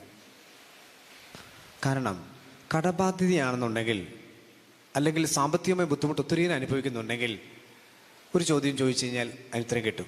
ഞാൻ ചോദിച്ചു, നേർച്ചക്കടം വരുത്തിയിട്ടുണ്ടോ? നേർച്ചക്കടം വരുത്തിയെന്ന് വെച്ച് കഴിഞ്ഞാൽ ഒരിക്കലും അമ്മച്ചി എൻ്റെ അടുത്ത് വന്നു. അപ്പം അമ്മച്ചി പറഞ്ഞു, അച്ഛൻ എന്താണെന്നറിയില്ല, കുടുംബത്തിൽ ലക്ഷക്കണക്കിന് രൂപ പോകുന്നുണ്ട്. ഞാൻ ചോദിച്ചു, അമ്മച്ചി നേർച്ചക്കടം വരുത്തിയിട്ടുണ്ടോ? അമ്മച്ചി ആലോചിച്ചിട്ട് പറഞ്ഞു, ആ ഉവ്വ് ഉണ്ടച്ചാ. ഒരു 10 വർഷം മുമ്പ് എടവപ്പള്ളിയിലെ കപ്പേളയിൽ തിരുനാൾ ഏറ്റെടുത്തതാ. അന്ന് 10,000 രൂപ ഉണ്ടായിരുന്നുള്ളൂ. പക്ഷെ ഇപ്പൊ അത് ലക്ഷങ്ങളായി. പക്ഷെ അന്ന് അത് കൊടുക്കാനായിട്ട് താമസിച്ചു. ദൈവത്തോട് പ്രാർത്ഥിച്ചു, സംഭവങ്ങളെല്ലാം കിട്ടി, പരിശുദ്ധ മൊഴി എല്ലാം കിട്ടിയതാ. പക്ഷെ നേർച്ചക്കടം അത് പൂർത്തീകരിച്ചിട്ടില്ല, പോയിക്കൊണ്ടേയിരിക്കും. അപ്പൊ ഞാൻ ഈ കുടുംബത്തോട് ചോദിച്ചു, നേർച്ചക്കടം വരുത്തിയിട്ടുണ്ടോ? ഇല്ല. അപ്പൊ 2ാമത്തെ ചോദ്യം, ദശാംശം കൊടുക്കാറുണ്ടോ? ഇത് പറയും ആ കുടുംബനാഥൻ വാവിട്ട് നിലവിളിക്കുകയാണ്, അച്ഛാ അത് തന്നെയാണ് ഞങ്ങളുടെ പ്രശ്നം. ഒരു 3 വർഷങ്ങൾക്ക് മുമ്പ് ബിസിനസ് പ്രസ്ഥാനങ്ങളൊക്കെ ആരംഭിച്ചപ്പോൾ ഞാൻ ദൈവത്തോട് പറഞ്ഞു, ദൈവമേ ഇങ്ങോട്ട് നോക്കിയേ, ഞാൻ നിനക്ക് എൻ്റെ ദശാംശം തന്നേക്കാം. നമുക്കറിയാം, ഒരു 10 രൂപ നമ്മുടെ കയ്യിലുണ്ടെങ്കിൽ 1 രൂപ നമ്മുടെ അല്ല. 1000 നമ്മുടെ കയ്യിലുണ്ടെങ്കിൽ 10 രൂപ അല്ലെങ്കിൽ 100 രൂപ നമ്മുടെ അല്ല. 10,000 നമ്മുടെ കയ്യിലുണ്ടെങ്കിൽ 1000 രൂപ നമ്മുടെ അല്ല. ഇങ്ങനെ പോവുകയാണ് അതിന്റെ ദശാംശത്തിന്റെ കണക്ക്. അപ്പൊ ഈ കുടുംബം പറയാണ്, അച്ഛാ എനിക്ക് ആ കാര്യത്തിൽ വീഴ്ച വന്നു. സംഭവം തമ്പുരാനോട് പറഞ്ഞു, ഒത്തിരിയേറെ പ്രസ്താവനകൾ ഞാൻ തുടങ്ങി, ഫ്ലാറ്റുകളെല്ലാം വാങ്ങിച്ചു കൂട്ടി. പക്ഷേ 3 വർഷം കഴിഞ്ഞപ്പോൾ എല്ലാം തവിട്ടുപൊടി, ഇപ്പൊ ഒന്നും കയ്യിലില്ല. മാനസികമായിട്ട് തളർന്നു നിൽക്കുന്ന കുടുംബം. പ്രിയപ്പെട്ടവരെ, ഞാൻ പറഞ്ഞു വിഷമിക്കേണ്ട, ഒരു കാര്യം ചെയ്യ്, ഞാൻ ഈ പറഞ്ഞ ദേവാലയത്തിൽ നിത്യാരാധന ചാപ്പലുണ്ട്, ഒന്ന് അവിടെ പോയിരിക്കണം. പക്ഷെ ഒരു കാര്യം, 3 ദിവസത്തിനുള്ളിൽ ജപ്തി. നിങ്ങളൊരു കാര്യം ചെയ്യ്, ഒരു 7 മണിക്കൂർ അവിടെ ഇരിക്കണം. അയ്യോ അച്ഛാ, 7 മണിക്കൂറിന് ഇരിക്കാൻ പറ്റിയല്ല. കാരണം ഈ കടബാധ്യതകളുകൊണ്ട് ആൾക്കാരെല്ലാം എൻ്റെ കടയിലേക്ക് വരും. അവിടെ കിടന്ന് ഒച്ചപ്പാടും ബഹളമൊക്കെ വെക്കും. അവർക്ക് എന്നെ കാണുമ്പോഴാണ് സന്തോഷം. എന്നെ ചീത്ത വിളിക്കുമ്പോൾ അവർക്ക് സന്തോഷമാണ്. ഞാനത് കേൾക്കുമ്പോൾ എനിക്ക് സമാധാനം. അത് കഴിഞ്ഞ് അവർ പോകും. ഞാൻ പറഞ്ഞു 3 ദിവസത്തിനുള്ളിൽ ജപ്തി നടക്കുന്നല്ലേ എന്നോട് പറഞ്ഞേ. ഒരു കാര്യം ചെയ്യ്, 3 ദിവസം നിങ്ങൾ കടയൊക്കെ പൂട്ട്, ആ ദേവാലയത്തിൽ പോയി ഇരിക്കി, കുമ്പസാരിക്കണം, അവിടെ ഇരിക്കണം. ചെയ്യേണ്ട കാര്യങ്ങൾ ഈ 7 മണിക്കൂർ ഞാൻ പറയാൻ കാരണം 3 ദിവസം 21 മണിക്കൂർ ആരാധന പറ്റൂന്ന് ചോദിച്ചു. അവസാനം ഒരു സമ്മതിച്ചു. കാരണം ലൂക്കായുടെ സുവിശേഷം 10-16 വാക്യത്തിൽ പറയുന്നുണ്ട്, നിങ്ങളുടെ വാക്ക് കേൾക്കുന്നവൻ എൻ്റെ വാക്ക് കേൾക്കുന്നു, നിങ്ങൾ നിരസിക്കുന്നു എന്നെ നിരസിക്കുന്നു, എന്നെ നിരസിക്കുന്നവനോ എന്നെ അയച്ചവനെ നിരസിക്കുന്നു. ഞാൻ പറഞ്ഞ അതേ വാക്കുകൾ അവരുള്ളിലേക്ക് എടുത്തിട്ട് അവരവിടെ പോയി ഇരുന്നു. 7 മണിക്കൂർ ആരാധന, ജപമാല ചെല്ലുകയാണ്, വചനം വായിക്കുകയാണ്, വിശുദ്ധ കുർബാന പങ്കെടുക്കുകയാണ്. 3 ദിവസം കഴിഞ്ഞ് രാത്രിയിൽ എനിക്ക് ഫോൺ കോൾ, അച്ഛാ ഒരു സന്തോഷ വാർത്തയുണ്ട്. പ്രാർത്ഥിച്ച് മുറിയിലേക്ക് വന്ന് വീട്ടിൽ വന്ന് ഇമെയിൽ നോക്കിയപ്പോൾ ബാങ്കിൽ നിന്നും ഒരു മെസ്സേജ്, നിങ്ങളുടെ ജപ്തി 10 ദിവസത്തേക്ക് നീട്ടിയിരിക്കുന്നു. അച്ഛാ സന്തോഷമായി. ശരി, 10 ദിവസം ഇനി എന്താ ചെയ്യുക? അപ്പം ഞാൻ ചോദിച്ചു, എന്തെങ്കിലും ഓപ്ഷൻ ഉണ്ടോ? അച്ഛാ ഉണ്ട്, കുറച്ച് സ്ഥലമുണ്ട്, അത് വിറ്റ് കഴിഞ്ഞാൽ ഏകദേശം ഒരു 12 കോടി കിട്ടും. അപ്പം ഞാനോട് പറഞ്ഞു, നോക്കിയേ, സാധിക്കുമെങ്കിൽ അടുത്ത 7 ദിവസം മുടങ്ങാതെ പള്ളിയിൽ പോകണം, വിശുദ്ധ കുർബാനയിൽ പങ്കെടുക്കണം, ആരാധനയ്ക്ക് ഇരിക്കണം. ഓക്കെ, ഇത്രയും ദിവസം നിങ്ങൾ 7 മണിക്കൂർ ഇരുന്ന്, പക്ഷേ നിങ്ങൾ ഇനിയുള്ള ദിവസവും ഇതേപോലെ ഇരിക്കണം. അപ്പോൾ ഭർത്താവ് പറഞ്ഞു, അച്ഛാ കടയിൽ പോകണ്ടേ? ഞാൻ പറഞ്ഞു, വിഷമിക്കണ്ട, നിത്യാരാധനയുമായി ബന്ധപ്പെട്ട് ലൈവായിട്ട് പല ചാനലുകളുണ്ട്. വളരെ പ്രസിദ്ധമായിട്ടുള്ള വത്തിക്കാനിൽ നിന്നുള്ള EWTN അങ്ങനെ ഒരു ചാനലിൽ പരിശുദ്ധ അമ്മയുടെ ഉദരത്തിൽ ദിവ്യകാന്യം എഴുന്നള്ളിച്ച് വെച്ചിരിക്കുന്ന മനോഹരമായ ഒരു ആരാധന ലൈവായിട്ടുണ്ട്. ഞാൻ പറഞ്ഞു, അതിൻ്റെ ആ ചാനൽ ലിങ്ക് അയച്ചേക്കാം. അത് ഓഫീസിലിരിക്കുമ്പോൾ മൊബൈലിൽ ഓണാക്കി വെക്കുക, അല്ലെങ്കിൽ വീട്ടിൽ TV-യിലേക്ക് കണക്ട് ചെയ്യുക. അത് പുള്ളിക്ക് ഇഷ്ടപ്പെട്ടു, ചെയ്തോളാം എന്ന് പറഞ്ഞു. പക്ഷെ ഭാര്യ പറഞ്ഞു, ഞാൻ പോയി ഇരുന്നോളാം അച്ഛന്ന് പറഞ്ഞു. അങ്ങനെ 7 ദിവസം കണ്ടിന്യൂസ് ആയിട്ട് ഇവർ ചെയ്യണം. സാധാരണ ഇങ്ങനെ പ്രശ്നങ്ങളായിട്ട് വരുമ്പോൾ ഞാൻ പറയാറുണ്ട്, 4 കൊന്ത വിശുദ്ധ കുർബാന, കർണക്കൊന്തം, 1/2 മണിക്കൂർ ബൈബിള്. ഒത്തിരി വലിയ പ്രശ്നങ്ങളുണ്ടെങ്കിൽ 1 മണിക്കൂർ ആരാധന. പക്ഷെ ഇവിടെ ജീവിത പ്രശ്നം ഒരിക്കലും ഒരു മനുഷ്യനും ആ സമയത്ത് അഭിമുഖിക്കാൻ പറ്റാത്ത വിധത്തിൽ തകർന്നു കിടക്കുന്ന അവസ്ഥയിൽ ഞാനോട് പറഞ്ഞു, 7 മണിക്കൂർ ആരാധന നിർബന്ധമാണ്. ഇവരിങ്ങനെ പ്രാർത്ഥിക്കുകയാണ്. പ്രിയമുള്ളവരെ, ഈ 7 ദിവസം കഴിഞ്ഞപ്പോൾ അത്ഭുതപ്പെടുത്തുമാറ് അവരുടെ സ്ഥലം മേടിക്കുവാനായിട്ട് അനേകം വ്യക്തികൾ വരികയാണ്. ഇപ്പൊ ആർക്ക് കൊടുക്കുമെന്നുള്ളതാണ് സംശയം. അവസാനം നിശ്ചയിച്ചു, 12 കോടിക്ക് ആ സ്ഥലം വിറ്റു. 10 ദിവസത്തിനുള്ളിൽ അവരുടെ ഒന്നാമത്തെ ഗഡു 30 കോടിയിലെ 12 കോടി അടയ്ക്കാൻ പറ്റി. അവർ ഭയങ്കര വിശ്വാസമായി. പിന്നീട് അവരിങ്ങനെ പ്രാർത്ഥിക്കുകയാണ്. പ്രിയമുള്ളവരെ, ഇന്ന് ഞാൻ ഈ സാക്ഷ്യം പറയുമ്പോൾ അവരുടെ ജീവിതത്തിന്റെ 99% കടബാധ്യത മാറിയെന്നുള്ളതാണ്. ഇനി അത്ഭുതകരമായ മറ്റൊരു അനുഭവം എന്ന് പറയുന്നത്, ഈ മനുഷ്യൻ തൻ്റെ സ്ഥാപനത്തില്, വലിയൊരു പ്രസ്ഥാനമാണ് എറണാകുളത്ത്, വലിയൊരു സ്ഥാപനത്തില് അദ്ദേഹത്തിന് ഒരു മുറിയില് TV അവിടെ വെച്ചിട്ടുണ്ട്. അത് പറഞ്ഞ ഇങ്ങനെയാണ്, ഞാൻ എൻ്റെ മൊബൈലിൽ നിന്നും ആ TV-യുമായിട്ട് കണക്ട് ചെയ്തിട്ട് ഇനി മുതൽ ആരാധന നടത്താൻ ആഗ്രഹിക്കുകയാണ്. അച്ഛാ, എനിക്ക് ദേവാലയത്തിൽ പോകാൻ പറ്റാത്ത സമയത്ത് ഞാൻ ഈ മുറിയിൽ പോയി പ്രാർത്ഥിക്കും. ഇന്ന് എനിക്ക് പറ്റുന്നില്ല. തമ്പുരാന്റെ സന്നിധി ഇരുന്ന് എനിക്ക് കർത്താവ് ഒരു ലഹരിയായി മാറിയിരിക്കുകയാണ്. ഭാര്യ പറയണം, അച്ഛാ മണിക്കൂറിൽ തമ്പുരാന്റെ സന്നിധിയിൽ ഒത്തിരി തിരക്കുണ്ട്, വീട്ടിൽ മകനെയും രാവിലെ സ്കൂളിലേക്ക് വിടണം, ഒത്തിരി കാര്യങ്ങൾ ചെയ്യാനുണ്ട്. പക്ഷെ അതെല്ലാം പൂർത്തിയാക്കി ഈ പെൺകുട്ടി ഓടുകയാണ് ആരാധന ചാപ്പലിലേക്ക്. കഴിഞ്ഞിടയ്ക്ക് ഈ പെൺകുട്ടി അവിടെ ഇരുന്ന് പ്രാർത്ഥിക്കുമ്പോൾ 2-3 പേര് അടുത്തുനിന്ന് ചോദിച്ചു, ഇതെന്താ സ്ഥിരമായിട്ട് കാണുന്നുണ്ടല്ലോ, ഭയങ്കര പ്രാർത്ഥനയാണല്ലോ, എനിക്കൊരു കാര്യം പറയാനുണ്ട്. ഈ പറഞ്ഞവരെല്ലാം കടബാധ്യതയുള്ള മനുഷ്യരാ. അവർ പറഞ്ഞത് ഇങ്ങനെയുള്ള പ്രശ്നമുണ്ട്. അപ്പൊ ഈ സ്ത്രീ സംഭവങ്ങളൊക്കെ പറയുകയാണ്. പിന്നീട് അവരും തുടങ്ങി ഈ പ്രാർത്ഥനയെല്ലാം. പ്രിയപ്പെട്ടവരെ, കർത്താവ് കൂടെ നടക്കുന്ന അനുഭവം ഉണ്ടല്ലോ, അത് പരിശുദ്ധ അമ്മ വഴി നമുക്ക് ലഭിക്കും. ഈ പരിശുദ്ധ അമ്മയുടെ ഈ ജപമാല, പരിശുദ്ധ അമ്മയുടെ താലിമാലയ ഈ ജപമാല ഉണ്ടല്ലോ, അത് ചൊല്ലി പ്രാർത്ഥിച്ചു കഴിയുമ്പോൾ ഒരുവന്റെ ഉള്ളിലേക്ക് ആത്മാവ് ശക്തമായി പെയ്തിറങ്ങും. അവിടെ ആത്മാവ് അഴകുള്ളതായി മാറും. നീ എത്ര മഹാപാപിയാണെന്നുണ്ടെങ്കിലും നിന്റെ ഹൃദയത്തെ കർത്താവ് പുതിയ ഹൃദയമാക്കി മാറ്റും. ഒരിക്കലും ഒരു പെൺകുട്ടി പറഞ്ഞു, അച്ഛാ മടുത്തച്ഛ, പ്രേമിച്ച് വിവാഹം കഴിച്ചതാ, പക്ഷെ ഇപ്പോ ഭർത്താവിന് എന്നെ വേണ്ട. അച്ഛ എന്താ പറ്റിയ? അച്ഛാ അത് കല്യാണമൊക്കെ കഴിഞ്ഞ് നെടുമ്പാശ്ശേരിയിൽ വെച്ച് എൻ്റെ ഭർത്താവ് അമേരിക്കയിലേക്ക് പോകാൻ നിൽക്കുകയാണ്. ഈ സമയത്ത് എൻ്റെ അപ്പനും അമ്മയായിട്ട് അവൻ്റെ അപ്പനും അമ്മയും തമ്മിൽ ചെറിയൊരു തർക്കം, അത് ഒത്തിരി പ്രശ്നമായച്ച. പിന്നീട് പോയ ഭർത്താവ് എന്നെ വിളിക്കുന്നില്ല. ഞാൻ എത്ര മെസ്സേജ് ചെയ്തിട്ടും അവനെ മൈൻഡ് ചെയ്യുന്നില്ല അച്ഛാ. ഇപ്പൊ 3 വർഷമായി. ഇപ്പൊ എന്റെ അപ്പനും അമ്മയും പറയുന്നത് നീ ഡിവോഴ്സ് ചെയ്യ്, വക്കീലിനെ പോയി കാണുന്നു. ഞാൻ എന്താ ചെയ്യണ്ടേ? ഞാൻ പറഞ്ഞു, മോളെ നീ വിഷമിക്കേണ്ട, ഞാൻ നിനക്കൊരു വഴി പറഞ്ഞു തരാം. ഞാൻ ഓൾറെഡി നിങ്ങൾ പറഞ്ഞു. അതായത് ഇപ്പൊ നിങ്ങൾ വിചാരിക്കുകയാണ് എൻ്റെ മകൾ വിദേശത്ത് പോകാൻ പറ്റുന്നില്ല, ഈ പ്രാർത്ഥന ചൊല്ലിയാൽ മതി. മകന്റെ കല്യാണം നടക്കുന്നില്ല, മകളുടെ കല്യാണം നടക്കുന്നില്ല, കടബാധ്യത, പ്രശ്നങ്ങളൊക്കെ ഉണ്ട്. പ്രിയമുള്ളവരെ, ഞാൻ ഈ പറഞ്ഞു വരുന്നത് സാധാരണ നമ്മൾ ജീവിതത്തിൽ ചെയ്യുന്ന കാര്യം തന്നെയാണ്. പക്ഷെ അത് കൃത്യമായിട്ട് ചെയ്താൽ മതി. ഞാൻ പറഞ്ഞു, മോളെ നീ ഒരു കാര്യം ചെയ്യ്, 4 കൊന്ത വിശുദ്ധ കുർബാന, കരണക്കൊന്ത 1/2 മണിക്കൂർ ബൈബിൾ, പിന്നെ 1 മണിക്കൂർ ആരാധന പറ്റുമോ? അച്ഛാ അതൊക്കെ ചെയ്താൽ നടക്കുമോ? മോളെ നീ വിശ്വസിക്കേ, നീ ചെയ്. അവൾ സമ്മതിച്ചു. അവൾ ഡോക്ടറാ. എന്നെ അത്ഭുതപ്പെടുത്തിയ കാര്യം, അവള് 7-ാം ദിവസം എന്നെ വിളിക്കും, ഞാൻ പ്രാർത്ഥിക്കും. 14-ാമത്തെ ദിവസം എന്നെ വിളിക്കും, ഞാൻ പ്രാർത്ഥിക്കും. 21-ാമത്തെ ദിവസം എന്നെ വിളിക്കും, ഞാൻ പ്രാർത്ഥിക്കും. ഡെലിവറൻസ് ചെയ്ത് പ്രാർത്ഥിക്കുകയാണ്. 21-ാമത്തെ ദിവസം, ഇത് കൊറോണയുടെ സമയത്താണ്. 21-ാമത്തെ ദിവസം ഈ യുവാവ് അമേരിക്കയിലാണ്. അവൻ നെടുമ്പാശ്ശേരി ലാൻഡ് ചെയ്ത് കഴിഞ്ഞപ്പോൾ അന്നത്തെ കാലഘട്ടത്തിൽ നമുക്കറിയാം ആരൊക്കെ വിദേശത്ത് വന്നോ അവരെല്ലാം പല സ്ഥലങ്ങളിലേക്ക് വിടും. അങ്ങനെ ഒരു സ്ഥലത്തേക്ക്, ഒരു ഹോട്ടലിലേക്ക് വിട്ടു കഴിഞ്ഞപ്പോൾ അവിടെ ഈ പെൺകുട്ടിയുടെ കസിൻ ഉണ്ടായിരുന്നു. ആ കസിൻ ഇവൾക്ക് മെസ്സേജ് ചെയ്തേ, നിന്റെ കെട്ടിയവൻ ഇവിടെ ഉണ്ടല്ലോ, നീ അറിഞ്ഞോ? അവൾ പറഞ്ഞു, അറിഞ്ഞില്ല. ഇങ്ങനെ ഒരാൾ എത്തിയിട്ടുണ്ട്. ഇവളെന്നെ വിളിച്ചു, അച്ഛാ അതേ ഭർത്താവ് വന്നിട്ടുണ്ട്, ഇനി ഞാൻ എന്താ ചെയ്യണ്ടേ? ഞാൻ പറഞ്ഞു, നീ ഉടൻ തന്നെ അവനൊരു മെസ്സേജ് ചെയ്യും. നീ അവനൊരു മെസ്സേജ് ചെയ്യും. പിന്നെ ഒരു കാര്യം, നീ അങ്ങനെ മെസ്സേജ് ചെയ്യും, പറയണം, എനിക്കറിയാം നീ ഇവിടെ എത്തിയിട്ടുണ്ട്, എൻ്റെ കെട്ടിയവൻ ഈ നാട്ടിലെത്തിയിട്ടുണ്ടെന്ന് നീ അങ്ങനെ തന്നെ പറ, ഞാൻ അറിഞ്ഞു എന്ന് പറ. അവൾ അങ്ങനെ മെസ്സേജ് ചെയ്തു. മെസ്സേജ് കണ്ടു കഴിഞ്ഞപ്പോൾ യുവാവിന് അത്ഭുതമായി. അവൻ ചോദിച്ചു, നീ ഇതെങ്ങനെ അറിഞ്ഞു? അതൊക്കെ ഞാൻ അറിഞ്ഞു. പ്രിയമുള്ളവരെ, പിന്നെ പെൺകുട്ടി ചോദിച്ചു, അച്ഛാ എങ്ങനെ എനിക്ക് ഇവനെ കാണാൻ പറ്റുമോ? ഞാൻ അവന് കാണാൻ പറ്റുമല്ലോ, പക്ഷെ കണ്ടാൽ മാത്രം പോരാ. ഇപ്പൊ നീയാണ് നിന്റെ പ്രശ്നങ്ങളോട് പറഞ്ഞത്, ആ യുവാവിന്റെ പ്രശ്നങ്ങൾ ഞാൻ കേട്ടിട്ടില്ല. അച്ഛാ അതിനെന്താ ചെയ്യുക? അവൻ എൻ്റെ അടുത്ത് വരണം. എൻ്റെ അച്ഛാ നടക്കേല, അവൻ വരികല. ഞാൻ പറഞ്ഞു, വരും, വന്നിരിക്കും. അപ്പോൾ ചോദിച്ചു, അതെങ്ങനെയാ അച്ഛാ? നീ പ്രാർത്ഥിച്ചു കഴിഞ്ഞപ്പോൾ 21 ദിവസം കഴിഞ്ഞപ്പോൾ ആ യുവാവ് വന്നില്ലേ? അങ്ങനെയാണെങ്കിൽ ഇനി 21 ദിവസം കൂടി നീ പ്രാർത്ഥിക്കേ. അവൾ തുടങ്ങി. പ്രിയമുള്ളവരെ, 21-ാമത്തെ ദിവസം അവളും അവനും കൂടി എന്നെ കാണാൻ വന്നു. ഞങ്ങൾ മലയാറ്റിലുള്ള ഞങ്ങളുടെ മാർത്തോമ സദനിൽ വെച്ച് ഈ യുവാവിനെയും യുവതിയെയും ഞാൻ കണ്ടുകൊണ്ടിരിക്കുകയാണ്. വൈകുന്നേരം 6 മണി വരെ ഞാൻ കണ്ടു. അവസാനം പെൺകുട്ടി പറഞ്ഞു, അച്ഛാ നന്നാകില്ല, അച്ഛാ നന്നാകില്ല, എന്റെ കെട്ടിയോ നന്നാകില്ല.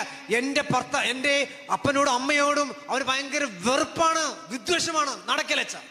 അവൻ എന്നോടൊന്നും സ്നേഹമില്ല, ഞാൻ പോവുകയാണ്, അവസാനിപ്പിക്കുകയാണ്.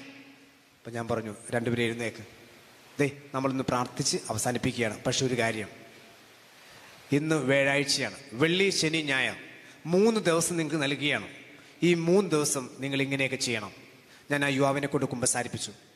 അത് കഴിഞ്ഞിട്ട് ഇവരോട് പറഞ്ഞ കാര്യം ഇതാണ്, 3 ദിവസം, അതായത് ഞായറാഴ്ച ഉച്ചയ്ക്ക് 12 മണിക്ക് എന്നെ 2 പേരും വിളിക്കണം. അപ്പം നമുക്ക് കാര്യങ്ങൾ തീരുമാനിക്കാം. ഞാൻ അവരൊരു വിധത്തിൽ പറഞ്ഞ് ആശ്വസിപ്പിച്ച് വിട്ടു.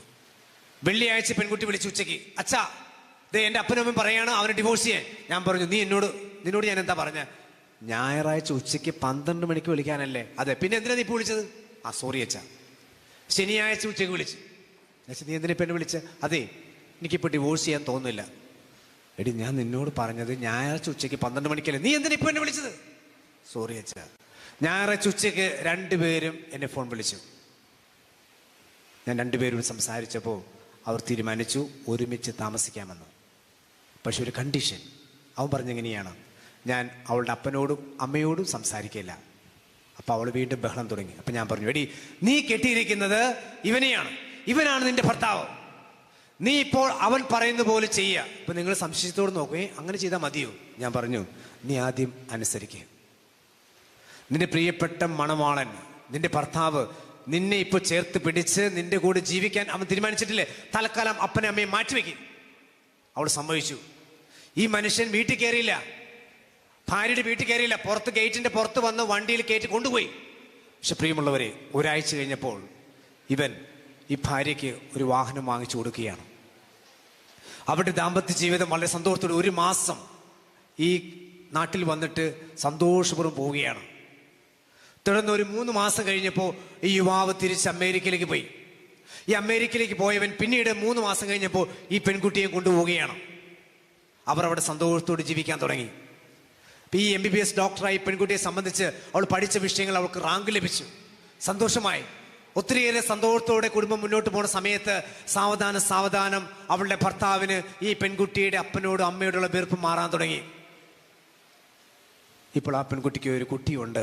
മാത്രമല്ല ആ കുടുംബം വളരെ സന്തോഷത്തോടെ ജീവിക്കുകയാണ്. ഒന്ന് ഉറക്കെ പറഞ്ഞേ ഹല്ലേലൂയ, ഹല്ലേലൂയ. ശക്തിയോട് അഭിഷേകത്തോടെ നിന്ന് കർത്താവിനെ മഹത്വപ്പെടുത്തിക്കൊണ്ട് കൈയടിച്ചുകൊണ്ട് പറഞ്ഞ് ഹല്ലേലൂയ, ഹല്ലേലൂയ, ഹല്ലേലൂയ. പ്രിയപ്പെട്ടവരെ, പരിശുദ്ധ അമ്മ ഇടപെടുമ്പോൾ സംഭവിക്കുന്ന കാര്യങ്ങളാണ്. പരിശുദ്ധ അമ്മ ഓടി നടന്ന് ഓരോ മകന്റെയും മകളുടെയും ജീവിതത്തിൽ ഇടപെടുന്ന കാഴ്ചകൾ പലപ്പോഴും കണ്ടിട്ടുണ്ട്. കാരണം പരിശുദ്ധ അമ്മ ഈ ഭൂമിയിലേക്ക് വന്നിട്ടുണ്ടെങ്കിൽ സ്വർഗം നൽകിയ ഏറ്റവും വലിയ സമ്മാനമാണ്.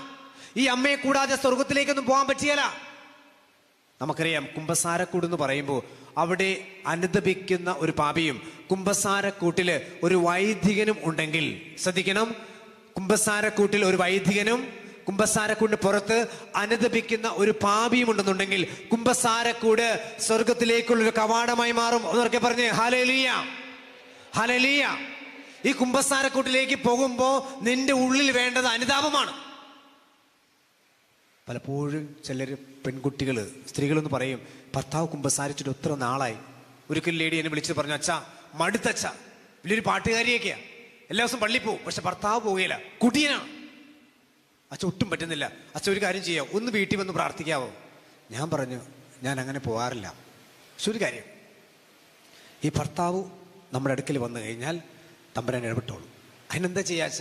ഞാൻ പറഞ്ഞു, മരുന്ന് ദേ കണ്ടോ, 4 കുന്ത വിശുദ്ധ കുർബാന, കാരണം കുന്ത അരമണിക്കൂർ ബൈബിള്, സാധിക്കില്ല 1 മണിക്കൂർ ആരാധന ഈ പെൺകുട്ടി ചെയ്തു.